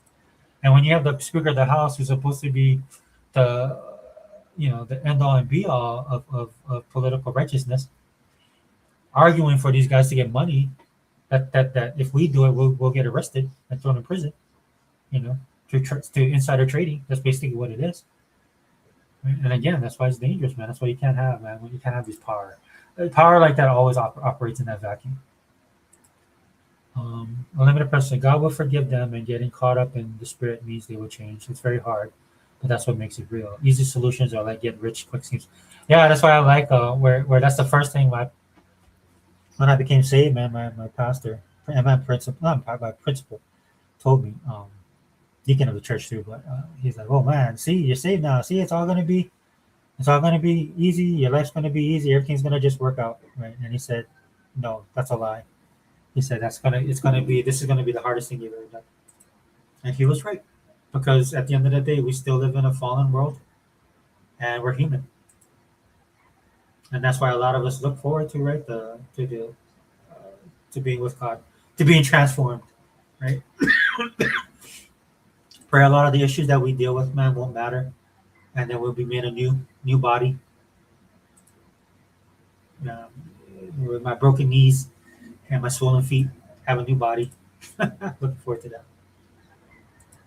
Unlimited says, I'm same as you. I have no problem with the rich if they just live their lives, but we see the billionaires want to change the world in their image. That means a lot of the evil. Yeah, 100%. Look, I like Elon Musk because he's a futurist. He's a future thinking guy, but that dude has some really weird ideas. Jeff Bezos, sometimes he has some stuff that's good. Like all these dudes, man. Again, because they want to matter, and that's dangerous, dude. That's why they have to submit themselves to God and realize where they are in the scheme of things, right? Because when you have that type of money and influence, right? Because everybody's there, and they do some incredible things. Don't get me wrong, dude. Like the things that they do are amazing, right? The things that they do are amazing. Like I was talking about the Old Testament Unlimited, right? When the Bible talks about here, I don't want to misquote.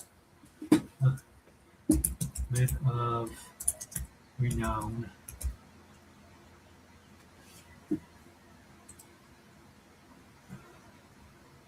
In Genesis 6:4, the verse states, there were giants in the earth in those days, and also after that, when the sons of God came in unto the daughters of men, supernatural, and they bare children to them, the same became mighty men, which were of old, men of renown.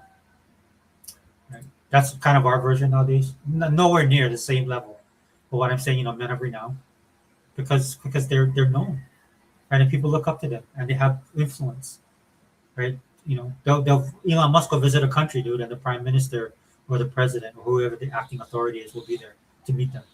That's the type of influence and power they have, and they need humility, and they need to know their place. And the one thing that'll keep them in their place, you see Elon kind of struggle with that. I still follow him on Twitter because I'm watching his journey, trying to acknowledge where he was as an atheist and now actually acknowledging the Bible. It's a slow process. Same thing with Joe Rogan. That's why I keep up with these people. Could care less about their views in a sense. And with Elon, there's some stuff that I do agree with. I think we need to be pushing forward. I think we need to follow the ultimate where God directs the people to be fruitful and multiply, right? Where God directs the Tower of Babel when He struck them down. I believe that's the Great Commission as well, the spreading of the gospel to every place on earth. That's why I do like technology. Technology affords another way for the gospel to be spread. Again, right? We know the enemy. The enemy will try and twist it. People will use this for their own nefarious purposes.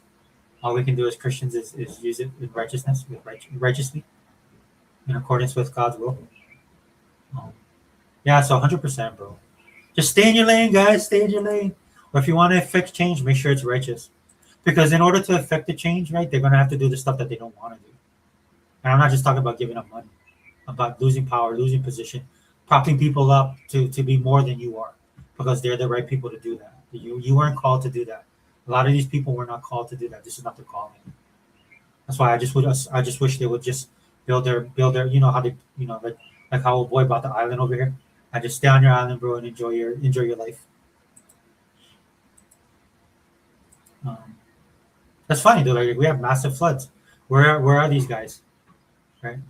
Like if I was a billionaire living in Hawaii and we have massive floods, I would be helping these people rebuild their homes. That's what I would be doing. Unlimited said, our world became more secular despite being a Christian nation, and we wonder how. Oh yeah, dude, 100%, 100%. It's hard, right? Like you see the title, why it's hard to being a Republican. It's like why it's hard to be a Christian, why it's hard to be an Xbox fan. You can, right? Because it's a struggle. It's a struggle, dude, and it's never ceasing, especially for a Christian. It's never ceasing. Evil's easy. Broad is the way, and narrow is the path, right? It's that's how you know something is worthwhile. That's how you know things can be righteous, man, because it's not easy.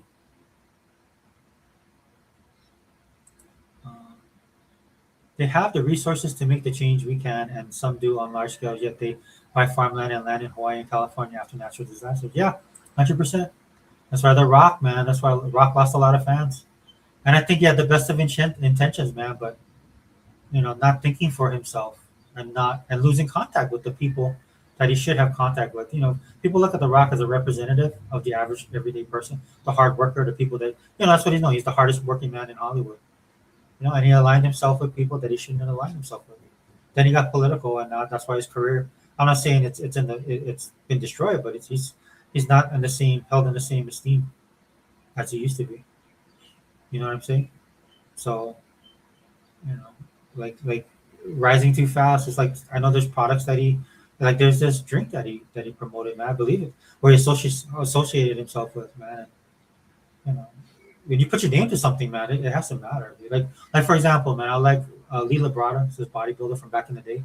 Always respected him, man. He was like a giant killer because of his height and stature, dude. But he used to go toe to toe with some of the biggest guys of that age, like Lee Haney, Rich Gaspari. This is the world of bodybuilding, guys. And so I also used to be impressed with him, right? And now he has a supplement company, right? And I buy his stuff. And I didn't. And when I started buying it, I didn't buy it because it was him. I didn't make the correlation between the brand because it is associated with him, and I didn't know that he was the guy behind it, right? And then when I saw him, I was like, oh, maybe they paid him. I didn't know that he was the guy behind it, and it made sense because one of the reasons why I like his products is because his products are really high quality. He put his stamp on it, and for a lot of these people, man, you can tell that they're fake and false, right? They just want the. And some of them, again, they could have best intentions of wanting to help, bro, but they have to really check themselves, man. And the only way they check themselves is in light of the people that are around them, which they're absolutely bankrupt spiritually and morally. and the industry that he operates in, man, which is Hollywood, which is absolutely demonic, but in nature, especially now, right? And that's why he went back to wrestling, dude. At least wrestling, dude. That was kind of like his old stomping ground, right? Where things are a little bit more real. You know what I'm saying? For him to go back to that, I think he needed that. But you know, yeah, while the flooding, dude, I seen like Jason Momoa was here. At least he's grassroots. He's on the ground doing stuff like that, right? But sometimes a lot of these people get too caught up in the politics of it, dude. When at the end of the day, you just need to help people. I'm gaming while listening to you. Sundays a day for rest for a reason. Yeah, dude, 100%. I mean, that's something that like people question me on stuff like that. I was like, dude, Bible is like 24/7. Of course, Sunday, right? Church. Right? Again, like I said, bro, I'm a Baptist, so I know where I am now, dude. It's actually hard because the church that I went to, that I grew up in, man, it was a 24/7. And not saying that, at least I had that, so that my life is not that much far off, right? But the churches here where I live, they're not as, um, it's not the Bible Belt, bro. It's not the Bible Belt. So, and that's fine. You just adjust. Like some of the outreach we do are more charitable. I think it needs to be more God based. Me personally. But you can't deny the roots of the church here, bro. It's amazing. That's why I like the church where I'm at. They have deep roots, But as times change, right? That's why again you gotta always constantly check yourself. Unlimited says, I grew up in the church, but truly gave my life to God in my early 20s, and it's the hardest journey I've ever been on. Yeah, 100% unlimited. I know, I get it. Again, all this stuff, put it on the side, right? I know, but sometimes you just have to, wisdom comes with age, trial and error. You know, again, this is another reason why I believe in grace over works, faith by justification, right? You know, because we struggle, we constantly struggle. Some more than others, granted, but still, that door is open, right? It's almost, that's why it amazes me. Like that's kind of why God created us, right? Gave us the attributes that we have, so that we can love Him freely. Um, Even though I know it pains God a lot of times. Thank God He's long suffering and merciful. Right? That's one of the things I always loved about mythology. When you looked at mythology, not because I believed in it, or even like some of the stuff here in Hawaii with the Hawaiian gods, quote unquote, right? Demigods and stuff like that. When you look at that, dude, you can actually take a pierce into people's cultures, right? Like they needed something to look at as opposed to the faith that it requires, especially as a Christian. And they found answers for that, which is ungodly. But it's very humanistic, right? Like you look at these gods, they're so fallen, right? Because people are fallen. So this is why I don't really worry about AI in a sense, right? I'm more, it's like the zombie shows we watch, right? Where you watch the shows and you think the zombies are the worst thing, but what ends up happening is the people become the worst thing, right? Because at the end of the day, we're the biggest problem, in a sense, right? And so when I look at AI is a man-made creation. Now, could it be warped by powers greater than us? Yes, right? Especially if we allow it. But I'm not too high on the AI stuff, man, because we're flawed and fallen, right? We're created by a higher being in God. We can never be greater than God. We can purport to be, we can think we are, and to me, that's where I think a lot of this stuff will fall apart. Because of course, it's like anything else, man. Humanism will take over, and people will think of themselves greater than what they really are. You can't create anything greater than what God has created. Like AI can be impressive, it can be used. I look at it as a tool. It can be misused, mismanaged, all that stuff. Like the great, like all these corporations where no AI, and ultimately I just they're lying because I know, right, that they hired too many people and they hired people that they shouldn't have hired, and this is a quick way to get rid of them. Again, this I'll hold them accountable to that. Be honest, dude. Admit your mistake. You hired a bunch of people that was not good for your business. You hired a bunch of people that you did not need. You hired a bunch of people because you're trying to get woke points, right? Be honest. Come on and say it. Oh no, it's because we're going to use AI. There's some truth to that. But you see how AI is. AI can't do every single thing. That's the biggest disappointment for me when we first started looking at this. When I was doing the videos on the AI chips and the alternate dimensions, multiple universes, I thought that stuff was fascinating. And then when the reality hits the road, and that's what you see in Microsoft stock right now, right? It's always cool. Like anything is cool when you first get into it, but it's actually there's a transition. It's just like with our with us being Christians, right? I mean, we have the transformation when we turn our sides over, when we become saved, turn our lives over to Christ and God, and we have that euphoria. We know we're justified, right? But then with you know when the rubber meets the road, where you actually got to put that into practice, that's the hard part. That's why a lot of these companies are fine with AI, right?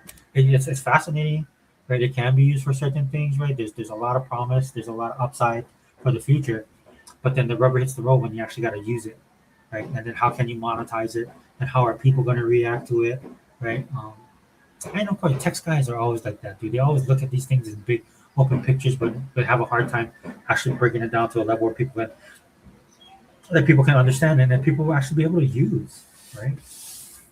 Now, Microsoft being a big corporation, and some of these guys being big corporations, I mean, in a sense, it's kind of good that they are wealthy because they can burden the cost and stuff like that.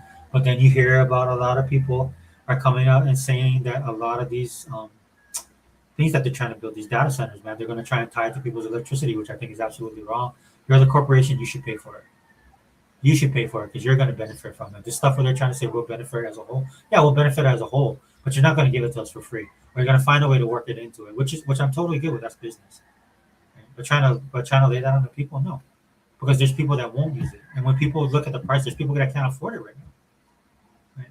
So I'll stand with anybody on greedy corporations, quote unquote. The problem I have with people that say greedy corporations, they have an ulterior motive. It's not done in righteousness. Unlimited said, I still go to church. My grandfather built when he get to the U.S. way back in the. Oh wow, bro! Your grandfather built a church. That's kind of funny. The church I go to, man. There's a history about the church, and a lot of that church was built by I think mostly military or military retired people. The people coming to islands originally, and so it has that deep, rich history, which I think is fascinating. Oh, that's cool, bro. That's good. AI is a good tool. I'm glad you aren't falling for the marketing as something more revolutionary than anything ever. Tech guys also overestimate how the average person approaches tech. Oh, yeah, 100%. Like when I did that the videos with I think it was Google and Data, right? Or I know Data definitely was on one of them, but of course, being excited about this stuff, yeah, of course you're gonna be excited about it. We both are. But the one thing I do like about Data, she does look at things openly. She is a sister in Christ as well. So that also, you can tell her bona fide is definitely, but it's fun to be fascinated. It's fun to look at this stuff. Like, that's why I'll talk about fandom and stuff like that, right? It's good to be a fan of something and to occupy that space. But again, I find myself a lot of times find interesting that people can't separate the fantasy from the reality. So yeah, 100%. Like, you know, AI is a good tool, brother, and yeah, tech guys, because they're only looking at the big picture. Elon is a perfect example of that. We're gonna go to Mars. We're gonna do this. We're gonna live forever. I'm like, no, dude, you're not gonna live forever. I like the stuff you do, bro. I like some of the stuff you do. I like that you're trying to do the Doge thing, right? Because we needed that. But I'm putting none of the chips in my head, brother. And I like to drive myself. I don't need a self-driving car. I can see a need for it. You know what I'm saying? Things can change, right? But sometimes when these people, you know what I mean? It's like the road to hell is paved with good intentions. Again, these people can have good intentions, but they don't look at the bigger picture sometimes, or they don't look at they look too big at the bigger picture, and they don't look ultra focus on the things that really matter. Like you said, how the tech guys also overestimate how the average person approaches tech. Plus, you got the money aspect of it, right? They got to upsell it, and they're so bad at upselling. I'm just sorry, they just are. I work with a bunch of tech people. I know tech people my whole life.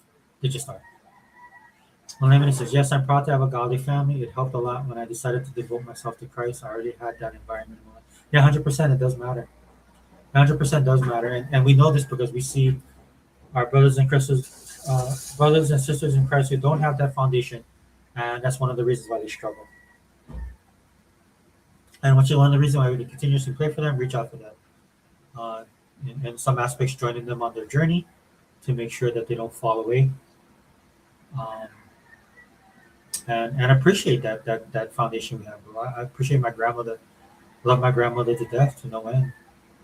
Because if it wasn't for her, I wouldn't be the person I am today. This is why I have the politics that I have unlimited, or think the way that I do. And this is why, again, being a Republican is just not for me and me. because the Republican Party is supposed to stand for something. To be a conservative and be politically linked to you're in the Republican Party. Like, ultimately, it's just because I'm a Christian.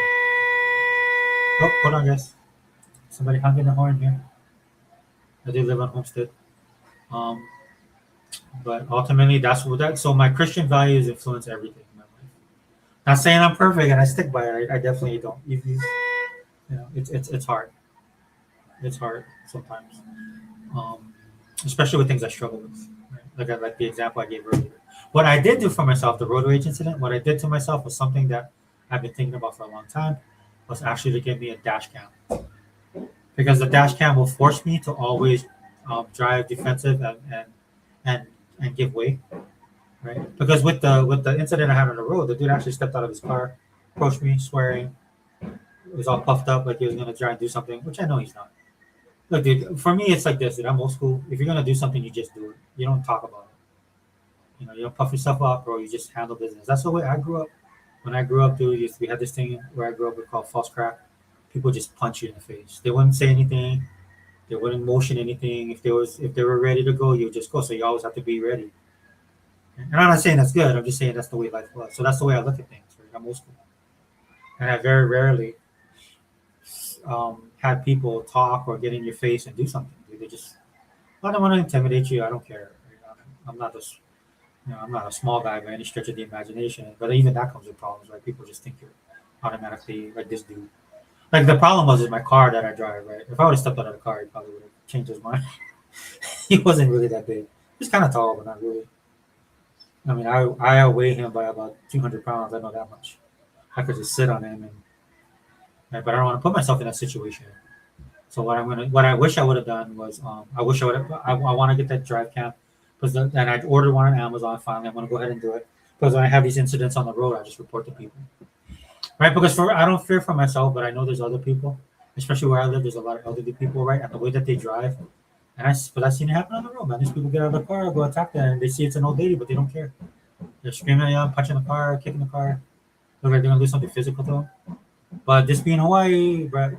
Some guys do that, and then some brothers come out of the car. They're like, "Oh, bro, relax. Take it easy. That's one ante. Get back in your car." Oh, she was doing this. Get in your car, bro. Somebody's auntie. That's somebody's mom. Right? That's how it is here. That's the culture here, which is good. But for me, man, I'm not gonna deal with that, bro. And it'll help me with because it bothered me for a couple of days. I'm not gonna lie, bro. I was upset about it.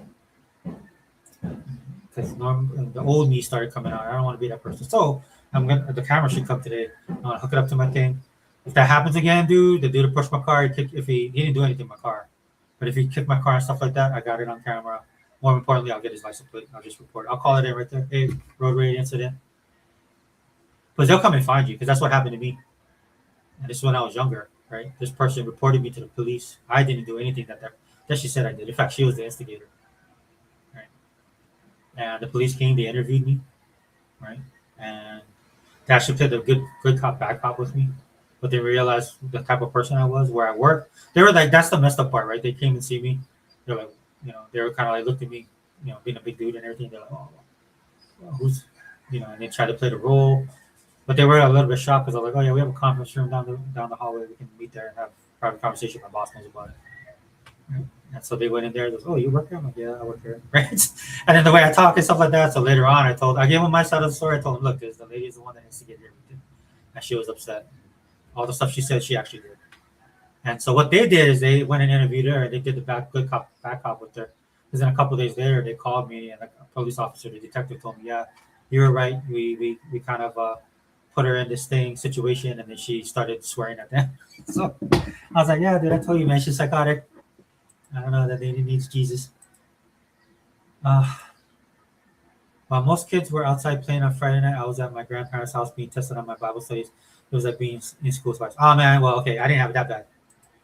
But my grandmother was one of those things, one of those like that too, my brother. But I mean, I was so involved in the church, man. You had something going on all week, especially if you were part of choir or you're part with any type of programs or stuff that they had. Right, we had Tea Faith, we had all that stuff, Bible study for your different ages. Because I think and I appreciate that because it does matter. The Bible study that you get in Sunday school to the Bible study you get as a young adult, or teenager to young adult to all that stuff around it because it's different phases of your life. And God bless the people that had the time and patience to deal with all of us at that time. Um, and it's good. No, 100%. I'm the same way, bro. When I say my grandmother was God fearing, I'm talking from the old school. Everything is God, God, all the time, 24/7. Everything was everything. That's why I know scripture, man, to my grandmother. Besides the fact that I basically we had Bible was one of the subjects in our class, and it's basically a theology class. You have to memorize scripture.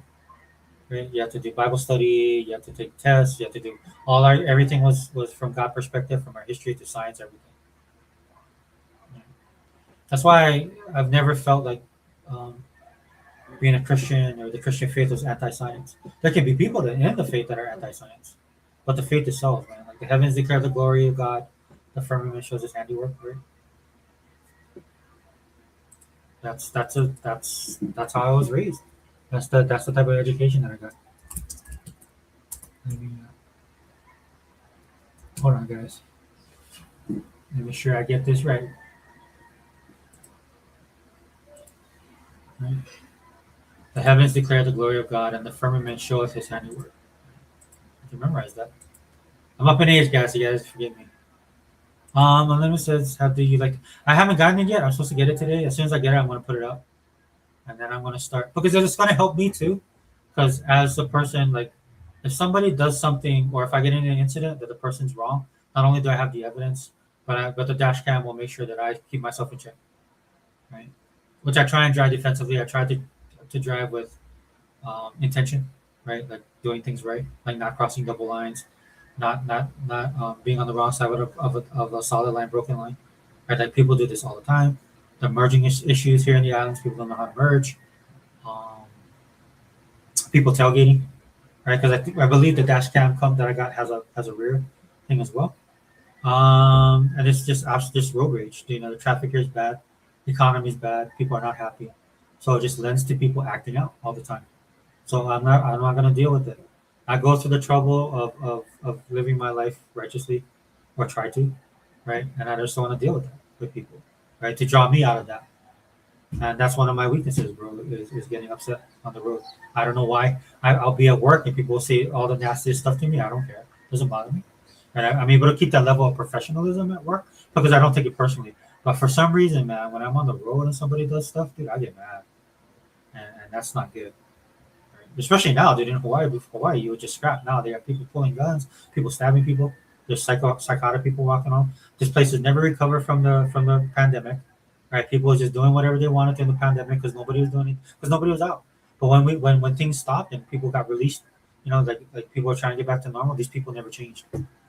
Dude, they're doing whatever they want to do, running lights, not obeying traffic laws, traffic signals, dude. So I have the cam, not to be like because, you know, I don't think the law allows me to do something. But if there is an incident, I have at least that much. Like when the police get involved, I go, look, this is what happened. Here's my story. Boom, verify. If you have to go to court, because I went to court with this, for this other incident I had with a lady where she accused me of hitting her car, and I did. And the reason she did that was she was pissed because she felt I was tailgating her, which I wasn't tailgating her because we're coming off a base. This person was a Navy dependent, a wife. Probably the worst people I deal with in the military are spouses, our military spouses, especially if they're an officer spouse. This is why I don't like going to like the NEX. Like I have privileges to go to the NEX and privileges to go to the commissary shop, which would be good. But I just can't stand that culture. I experienced it when I was in the Navy. Things could change. I actually should go. I was saying I would. I'm supposed to go today, actually. Oh, you just ordered. Let me know how it goes. Yeah, 100%, man. And I'm doing it for me. Doing it for me, 100%. Yeah. Yeah, Sega Forever. My grandparents didn't play it. They saw Christianity as important. Yeah, Sega Forever. My grandparents didn't play it. They saw Christianity as important as my education and good health. And you're right, the faith isn't anti-science. Yeah, 100%, brother. That's how I was raised too. In fact, a lot of the stuff, this is why you get the history. Like my daughter went to a public school. My son went to a school that's supposed to be founded on principle by Christians, by missionaries. And it's very worldly, right? So I fill the gap. Thank God the school that I went to, academic-wise, it is good. But then you have to deal with that stuff when they talk about the things that they teach, which I don't think they should be teaching. That should be my job. as a parent, to teach them morals and principles and stuff like that. Because these schools need that, right? At least on the golden rule level. This is why they have so many problems. But the school I went to, man, the peer pressure that my daughter experienced just on academics alone helped keep things in check. It's a predominantly a lot. There's a lot of Asian kids that go to the school. My daughter is like part Japanese, part Hawaiian. So she was in a lot of like the Japanese club. She was in a lot of that stuff, dude. And those kids don't mess around, dude. They go there to perform. All these things you see online about Tiger Moms, that stuff is real. Asians don't play when it comes to education, bro. You gotta put up or shut up. That's just the way it is. But that's how her mom is. Her mom is like that, dude. Her mom's like, don't, no excuses. Just do your work. Good thing my daughter is like that. Son too, to some respect. Well, my son is a little bit more free spirited. Free spirited in the sense of he's really smart, but maybe too smart in the sense that he figures stuff out really quickly and doesn't see the reason why. And there's people that are like that, so you got to give him something to want to do. Right, so that's why he's involved in athletics. He did piano, all that stuff. He went to a really great school here on Island. My daughter went to a great school as well, but he went to a good school. So thank God for that. That's that generational blessing, right? On them, and I'm pretty sure your grandparents talked about that. This is why we continue on, because it's passed down from generation to generation. Once that cycle is broken, bro, that can be tough, man. I think that's why a lot of our minority communities are suffering, because a lot of minority communities, and to this day, they still are a lot of minority communities. And this is the only time I'll use race, man, is that they're steeped in gospel, they're steeped in Christianity. It's just like the Israelites in Egypt, man. You suffer like a lot of minorities have suffered, man. You tend to be more God based. You seem more God focused. And unfortunately, in this modern time, a lot of our communities are losing that. That's why some people are shocked, like that don't know about the influence of Christianity on the world and on the world level. Like they'll go to certain places, like in the middle of nowhere, man, and somebody praising God. Somebody before they eat does a prayer, right? Like you see, like what's happening with Venezuela, with like the politics that happened there. Then you have these fighters coming out and giving their testimony. Oh, you guys believe in God? That's how far gone we are, especially in the U.S., bro. We need a revival. I mean, like a revival, brother. We are losing our way, man. It's good to see people coming back to the faith. You see movements on universities and stuff like that. And a lot of that is cause and effect, but it's also the spirit, I believe. I believe it's the spirit. Again, God will never allow anything to get totally out of hand. You know what I'm saying? And of course, we know about the judgment. And I'll go with that, dude. People's like, oh, you're just telling them that so they can get out of hell. I'm like, yeah, dude, that's pretty bad. I don't think you want to go there. Because I have Christians who do that, bro. They'll be like, oh, that's not the only reason why. Yeah, I know it's not the only reason why, bro, but that's a pretty big reason. Right? And if you want to get people out of there, right, that's at least give them that much, bro, because it's not going to be good. And once it happens, right, when we're back associated with the Lord, with God, then they'll realize, and then it'll be different, and then it'll be different for us in heaven. They don't realize that even things like hospitals have roots in Christianity. Yeah, everything. Universities, that's the one that gets me. Anything that you see now, brother, in our modern time, that's being twisted by liberalism, by atheists, by anti-God, was founded. If you notice, right, was founded in Christianity. That's the most amazing thing about it. Like the rainbow. Let's take the rainbow, for example. What does the rainbow represent? And again, this is how devious the devil is, right? He'll take a symbol that God made to the promise mankind that he will not flood the earth again. So that's why every time it happens after a rain, right? After it rains, like we get rainbows up here all the time. Hawaii was the first state to do same-sex marriages. I think we were the first state, or the second state, and they're proud about that. Everybody flying their rainbows all over the place. Dude, we're just getting flooded right now. This island is experiencing the most amount of rain they've gotten in the history, I think, of this island. Unless you take, I don't know about past days in the past when we were just, in tribes running around all the islands and stuff like that. Right, like the Chief of War show, right? That shows that's how we were, right? But this island, like it's cloudy and overcast. There's like flooding happening. There's parts of these islands that are flooded right now. Now, do I worry about a flood? No, because God made a promise that He would not flood the earth again. But there's still natural, that's why I'm like, bro, you guys don't even make the correlation of what that rainbow stands for. Right? It's a promise of God. So of course the devil takes it and he warps it, right? And again, I've been studying the pre-diluvian stuff. Things are when the Bible says things were wicked, and when the Revelation, in the days leading up to the judgment, into when Revelation starts to unveil itself, right? What does the Bible say? As in the days of Noah. Matthew 24:37. But as the days of Noah were, so shall also the coming of the Son of Man be. So we're going to go back to that. Right? And it blows my mind, dude. It's like there's rainbows all over the place. And I'm like, well, I think you guys don't get to understand. And of course, the devil, again, devious, right? He takes something that twisted that God does and he tries to twist it. Right? And then you have people running around with these pride flags and these rainbow colors. Not having a clue that the representation of that is because of their lifestyle and because of the wickedness on the earth that God had to wipe everybody out. Right? You see what I'm saying? Yeah, it's amazing. It's amazing that's how fallen we are. That's the nature of man. That's why we need Jesus. I heard someone say in the West we are in spiritual murder, and other countries like Asian and African and Christian are actually being murdered. Yeah, Africa especially right now. Um, that's the Muslims are killing Christians in Africa.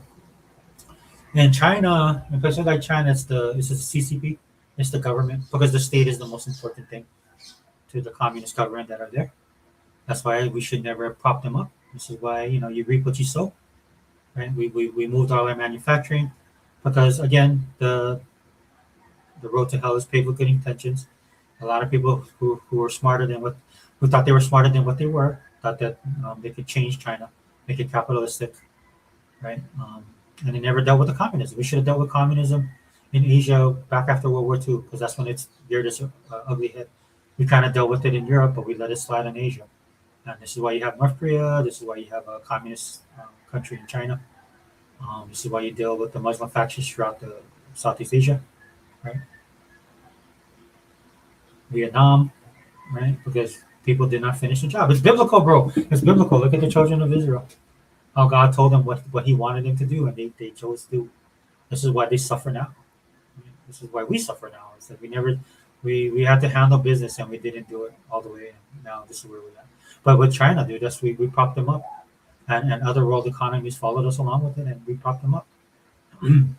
never dealing truly, never dealing with the Cultural Revolution, never dealing with the communism, never dealing with Mao in the way we should have. And now they're our biggest headache. Same thing with Israel right now. How they deal with all the issues in the Middle East, right? Because they didn't follow the instructions of God. It's amazing how biblical a lot of this stuff is. I've even seen churches here in Houston with pride flags, not just rainbows. Devil is in too many churches too. Oh yeah, the devil was. I'll tell you this story, brother. Like I was with my youth director, and we were at church. So he gave me a ride home. So him being the youth director, and then he was also responsible for the choir, which is ironic because he was in a pretty bad rock band back in the day, and then he converted to Christianity, became saved.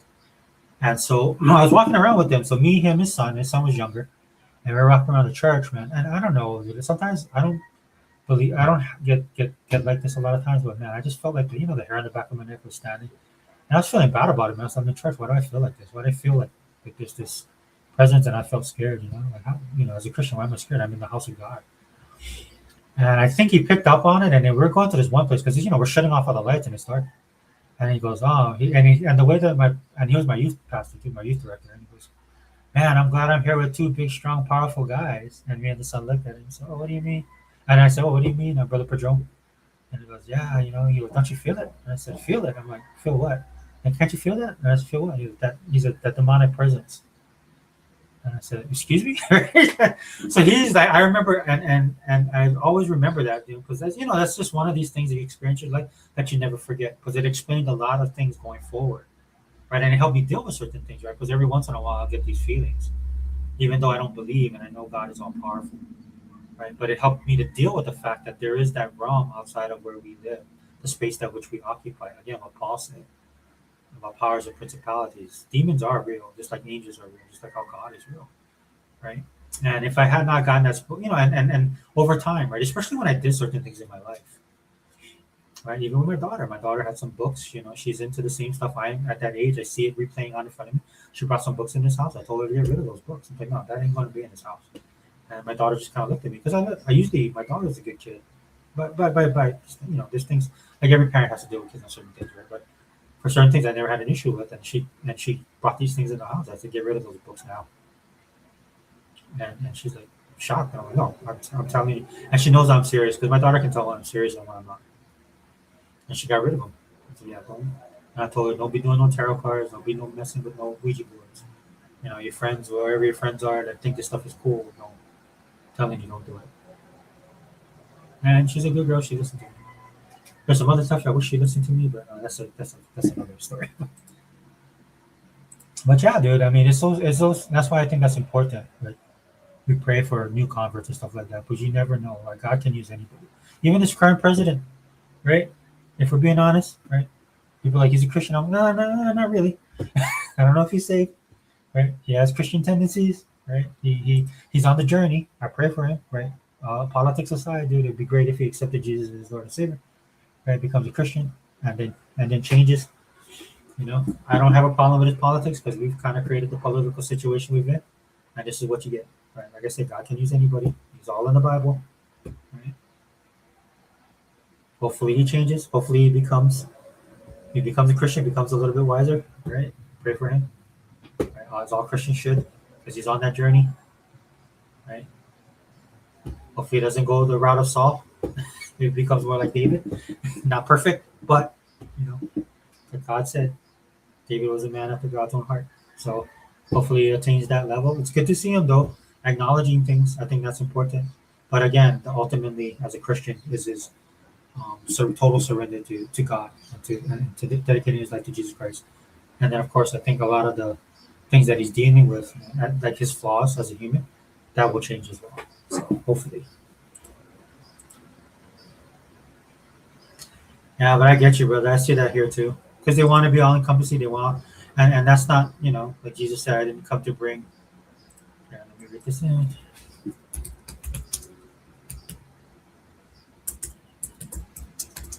I didn't come to bring here. Hold on, let me look at this. I do not want to misquote. I'm doing that with video game stuff, but that's not as important as this. Matthew 10:34. Do not think that I came to bring peace on earth. I did not come to bring peace, but a sword. That's Jesus. The Son of God who got crucified. That's Jesus. Right? Again, do not think that I came to bring peace on earth. I did not come to bring peace, but a sword. And if this is who you follow, and that's the standard, then you can't be all encompassing. Right? You have to be honest. You have to be truthful. You can't. Not everybody's going to receive it. Right? That's the reality of it. I don't know why people don't understand that. And I'm not saying that I want to exclude people, right? But again, just like I said with the president, hopefully he gets there, but he might not. All you can do is pray and pray that God actually uses these things in his life to change it. He's not getting any younger, right? And that's for anybody, not just the president. I mean anybody that's struggling with this stuff. Right? It really is amazing. Yeah, 100%, brother. How true the Bible is. Yep. And again, this is why when a lot of people steep themselves in the biblical teachings, right? And then they like prophecy. Prophecy is amazing. Again, pray. Right? Make sure you're listening to the right voice. You know what I'm saying? It's all connected.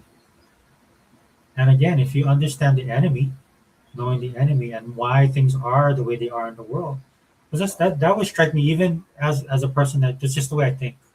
Right, that's where you see a lot of these realists or these people that purport themselves to be analytical by nature. Right, they're getting curveballs thrown at them right now, and when they're being analytical, because that's what they fall back on, the analytics is actually showing what's happening biblically through prophecy. That's why so many of these people convert, right? Like the Case for Christ, perfect example. Lee Strobel.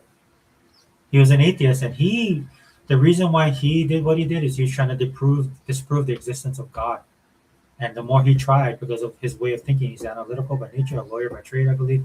And so what ended up happening is he ended up challenging himself, right? Because the evidence actually pointed in an opposite direction, and he became a Christian, and he's been one of the greatest defenders of the faith. And he's one of many stories that are like that.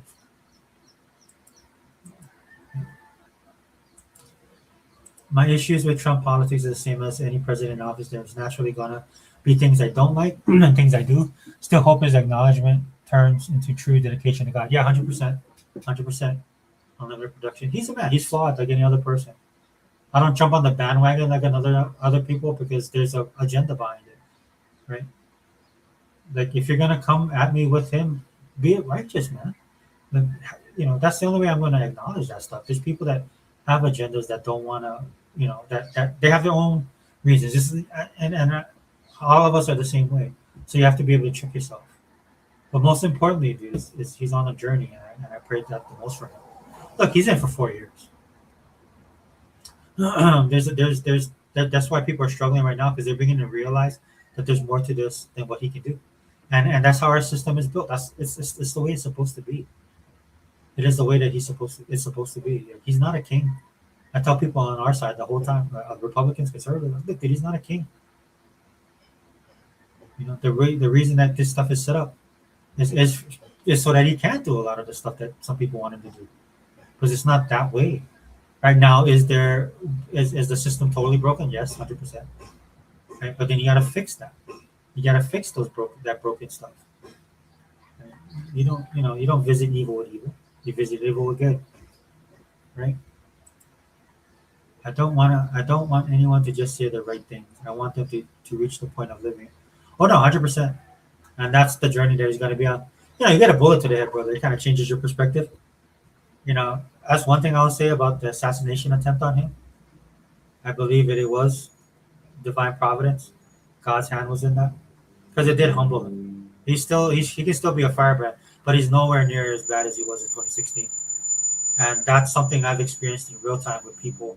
That's why it's good to be part of a church. If you're going to church, doesn't mean it's just for you. It's for you to be used as well for other people. I had a teacher. He was probably not the most godliest of people, kind of like the president. And by the time I graduated, I knew him since 7th grade, and I graduated because he became a member of the church. Then he was helping out with the church, but he struggled. You can tell he struggled with a lot of things. He had a temper. He didn't like to be questioned. Then he became our teacher. I left, I went to the military, and then moved on. And then later on, I saw that he became the principal of that Christian school, and that he had become the changed man. And that's the goal, right?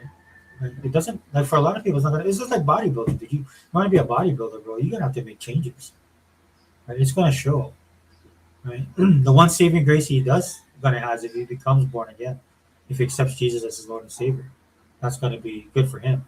But again, right, it's bearing the fruit. It is possible through Christ, 100%. That nothing is impossible with Jesus, 100% unlimited. People follow a lot of that prosperity type gospel, and they never tell the real hard truths that reading the Bible teaches us. Yeah, in fact, if they read the Bible, they probably not want to do that. Not the prosperity, but just the Christian life. Look what happened to all the apostles. Right? And it's through their martyrdom that solidified the gospel message, man, because nobody would do that. Right? That's why I give leeway to the president now. I don't think he is the type of people that the monster people make it to be, because who want to do that? Who'd want to go through that? He doesn't have to do all that stuff. He's rich. Right? He's actually fulfilling a purpose. Yeah, but that's what people need to do, right? It's not prosperity. It's actually the opposite. There's very few times in the Bible where you see God blesses. No, God blesses the way God blesses, right? Like you look at Solomon, and then you look at Paul, right? Right? You look what happened to David's children. It's crazy, man. Like, you gotta be humble, brother. You gotta be humble. This is why reading the Bible is the most important. You will learn everything from the enemy. to what to spot, to understanding Jesus by his word and so on. Yeah, 100%. 100%. That's how I bet you your grandparents told you that. You sound like my grandma. My grandmother was like this too. Not like this, but you know what I'm saying? There's truth. There's truth. That's the truth they drop on us. Dropping truth on us. Yeah, if you don't know the enemy. Yes. Okay. I'm never going to be someone who acts as if Trump is the only bad politician, as if we haven't dealt with wars, corruption, stealing from Americans, and so on before. Yeah, 100%. And unfortunately, Unlimited, I think we're gonna have to learn the hard way. You know, I was trying to be a little bit more optimistic about it, but the more and more I look at the world, I'm like, you know, that's how people learn sometimes, and unfortunately, we all have to suffer. Again, this is why I say to people, this is the president we deserve, right? Because we've broken it over and over again. You know, and and people want to acknowledge that, and that's the problem. I was never a big Trump guy, but I always want those in office to do what's best for us. There's no reason to want him to fail or celebrate him failing. Hate begets hate. Yeah, that's something that I struggle with. Because I was not the biggest Biden fan, though I respected the office because that's the way I am. But at the end of the day, just wanting somebody to fail just to fail, right? But I can do the same thing with Biden. That I can do the same thing with President Trump. President Trump that I can do with President Biden. I can point out the flaws. But I mean, some people get upset with me because I'm like, oh, you point out the flaws of Biden. I'm like, dude, he has so many. Like, what you want me to do? You want me to lie just to make you feel good? No, I won't do that. Like, and the foibles for Trump are easy to point out. You know, it's very easy. I mean, that's why I kind of like that he's a man on his own island, right? Because you don't have to worry about the stuff that happens underneath. There's like a lot of people trying to say that he's influenced with the decision he's making. I was like, dude, if you look at this dude, there's no way anybody tells him what to do. In fact, if you push him too hard, this is what gets me about Democrats, dude. There's so many things they can do, like, you know, Jedi mind tricks, and we can't even get that from them. You know what I'm saying? But he's his own man, and that's proven to him in the history that he loves stuff.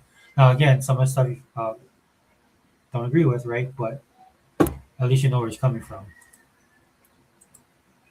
I'm down 20 pounds and lifestyle changes are hard enough, much less bodybuilding. Oh, good job, brother. Yeah, I put on weight, bro. I'm trying to adjust, but to my defense, I was trying to. I'm testing out certain things on my body because I went down the medical route and they weren't able to help me because a lot of stuff I'm dealing with is really no answer. So the doctors are just giving me the standard stuff. I found more help online, reaching out to communities. I've kind of let my weight go just for the simple fact that I'm just testing my digestive tract, and I think I've gotten it down.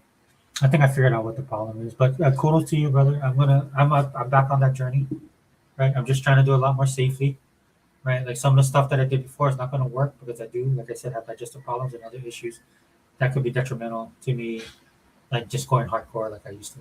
I miss those days, though. I'm not gonna lie. Just like I miss running. Running, I could run, and then all of this would be a non-issue. But I got bad knees. You know, there's just stuff about my health and my age I got to keep into consideration. That's why younger people, man, appreciate your lifestyles. My grandparents were sharp like that. My grandparents were sharp like that. Yeah, 100% of them. My grandma too. I think that's something that gets stepped over when they talk about our generation.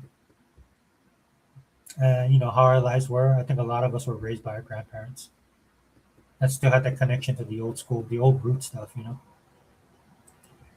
Agreed. I can only tell the truth. I refuse to be one of those partisan people who make excuses for Biden but hate Trump. Yep, 100%. That's the way I am.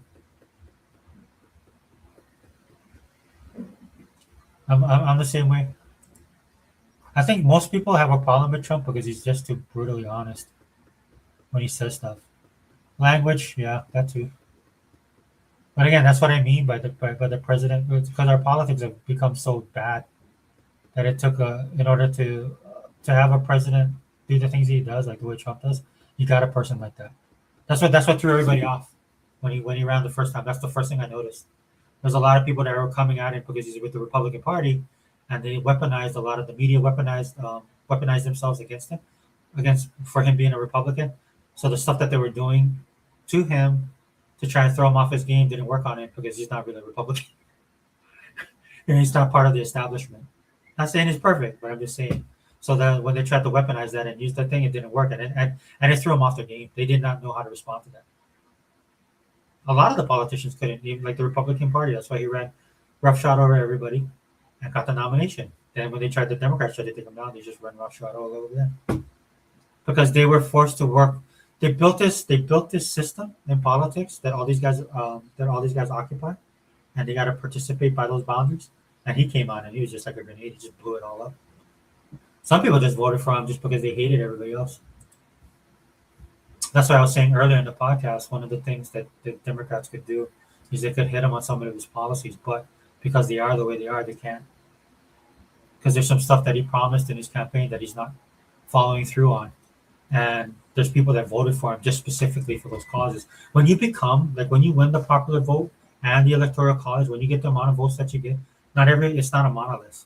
It's because you've reached across certain demographics and you pull them in. Right? That's how he's able to win. The problem with that is you've made these promises, and if you might have your core audience, your mega base that will go with you, but then you kind of have people peeling off. Right? And it blows my mind that the Democrats aren't able to take advantage of this. I mean, they really are relying on him to be his own worst enemy. But the Democrats, they step on it too. They come in there with something ridiculous that nobody cares about. And this president knows that. If you know that about him, because of his background, he'll use that to his advantage. Right? Like he'll go in on them with them, and they'll ultra focus. The media will ultra focus on something ridiculous, and then meanwhile he does something else, like invades Venezuela. Or were they worried about Epstein? They're all focused on Epstein, and all the stuff that didn't really matter because he had already gone through their machine. Right? They focused on that. Then he just invaded Venezuela. Then they jumped on that, right, saying that we were this way, and then you have Venezuelans celebrating in the street, right? Because they constantly lie about stuff, so they don't know what the truth is. Yeah, guys, if you're a Christian, don't be like that. You have to be honest with yourself. And trust me, I'm not telling you that it's not something I don't know. I know that for a fact through personal experience. Thanks to God, despite my weight issues, I'm mostly healthy. I'm using it as a chance to get healthy before. Yeah, 100%. Don't be like me. Unlimited. I know I got you by at least 20 years. The best time to do it is now when your body can. Well, you don't have to go. I mean, I'm working on it. I thank God as well. I don't feel as far gone as other people, but it's something that I do have to think about. The younger you do it, the better, the easier it is, though, 100%. Like especially your kidneys, your pancreas, gallbladder. If you're having gallbladder issues, definitely go online. There's a lot of great information out there, things you can take, stuff you can do, changing your diet, and it doesn't have to be like what I thought, or when I was growing up, it used to be like you can actually eat really good stuff. You have to do stuff in moderation, and by moderation, I mean not. You can go cold turkey. I know people that did that. Right? I mean, what works for you is what I'm trying to say, but do you have options? The way I approach Trump is that Republicans are in power, so I'm holding him to the standard that's best for us. I did the same with Biden. If you're going to be president, I'll be hard on you. Yeah, you should be. 100% you should be. And that's why I'm saying why it's hard to be Republican for me, because they don't hold the standard. They're actually horrible at the standard. And some people will tell me, other Republicans will tell me, you're just being too hard on them. It's not being. And I'm like, dude, they're the standard. They purport themselves to be the standard, so they must be held to that standard. Right? Because it's worse when somebody who purports themselves to be holier, somebody that purports himself to be righteous, right, to be principled. It hurts more when they disappoint people. Again, man, Democrats get away with a lot of stuff is because nobody takes them seriously, right? And it's hurting them right now. Right? There's a reason why a bunch of Democrats voted for Republicans or crossing over, or won't want to say it, but they didn't vote for Biden. Right? They knew something was wrong, and they came over to this side expecting this is like the person you come to, right? That's going to be like, okay, we know that something's wrong. Just please fix it. And the Republicans are becoming part of the problem because they lost their way. I'm not going to sugarcoat that for people. That's the reality. That's why we're stuck in this. We're stuck in this Groundhog Day thing, right? Where we just keep on repeating the same crap every day and not learning. I will always give props to good policy, laws, and executive orders. I will also call you out when you don't do what I feel this country needs. 100%. And I think that's the disagreements that we should be having on that level, but everything is just so like nuclear option. You know, like when somebody says, "If you don't do this, you're gonna die. We're gonna die." I'm like, oh, whatever. You know, you have to be somewhat reasonable. I always took Democrats seriously because most our people, based on what you said, Hawaiians vote for Dems like black people do. So I really get angry at Dems for how useless they are. Yeah, 100%. I mean, a lot of it is because, like for me personally, the promises that they make, I know they can't fulfill, but it's impossible to fulfill those promises. And they're actually moving away from our demographics because we don't have the political pull we once did. Because times have changed somewhat. There's a percentage of people that I know that have left the party, and it has nothing to do with like social issues or stuff like that. It's just like these guys are proud union and they don't feel they represent the union the way that they should, right? That they just don't have the impact and the power. And so what some of these unions were doing, right? They were recruiting from the people that were not their base to grow their power for the greater good, right? For everybody, which you find out that's not the case. It's when you play those numbers games, man, and you do it by those quotas, bro. It's dangerous, and I'd never do that. Unfortunately, a lot of, well, at least my people, still do that, and it's a harsh, like what's happening right now in the economy. It's a harsh lesson to learn, right? Because they're not there for you, and there's nothing they can do. Things are always easy, man. When things are good, when the times are good, of course everything's easy. But it's in times like these that people are getting a wake up call, and I hope they're waking up. Dude, you know the amount of people, local people, that had to leave Hawaii because they couldn't afford to live there anymore. Right? But a lot of them voted for this. They voted for the situation we're in now. It's sad, bro. It's sad to see. Like I'm hanging on over here. Dude. I mean, God has a reason for everything. The way that I grew up has really helped me right now. Maybe something you don't want people to go through or something. But right there has kind of been my strength, man. Going back to God as well. Praying more, definitely. You know what I mean? Praying on everything. Praying throughout the day, not just in the morning or at night. Um, Disconnecting. Like even doing this podcast, dude, it turned into something I never expected. You know what I mean? And it's good. I don't know when Democrats lost the working class. I was probably too young when it happened. But Democrats are a promised party and just thinking taxes us is the solution to everything. Yeah, that's their biggest flaw. Because they'll never and it's both parties' fault actually. But a lot of it's in the Democratic Party because they like to tax. The Republicans are a little bit more stronger on that, but but both of them have the same problems. They're spending. That's the big problem. And again, for a lot of you guys that come across this video, I want to question me on that. Just look at your own financial situation. Like I got paid last week, and I'm already counting pennies. You know what I'm saying? And I know a lot of people like they're living paycheck to paycheck. Like some there's a lot of people out there. Just one bad incident could cause them a lot of financial pain. Like set them back in a really bad way. I think a lot of that happened, I believe, when the working class started failing. Like when all the factories started shutting down, like Pittsburgh. Like you look at Pittsburgh with steel mills, all that stuff. It's ironic that you have a Republican president that's trying to bring all that stuff back because we never should have done that. I know we had problems with unions and stuff back then. I remember that 'cause my dad then was a part of a union, and some of the demands I feel was just ridiculous, and that's why they offshored a lot of stuff, right? But the way that capitalism, at least the way I look at the way capitalism is supposed to work, is that was the solution for that time, whether people agree or not. That's what they did. But eventually, that stuff should have shifted back because what ends up happening is that it created a middle class in other countries that this stuff went to, right? And so when that happened and shifted, it should have. So what they did was they were shifting it to other countries. Well, they're running out of countries to do this. They did this with, and this is why we have a lot of economic turmoil because we hurt ourselves. A lot of people rely on us both military and financially.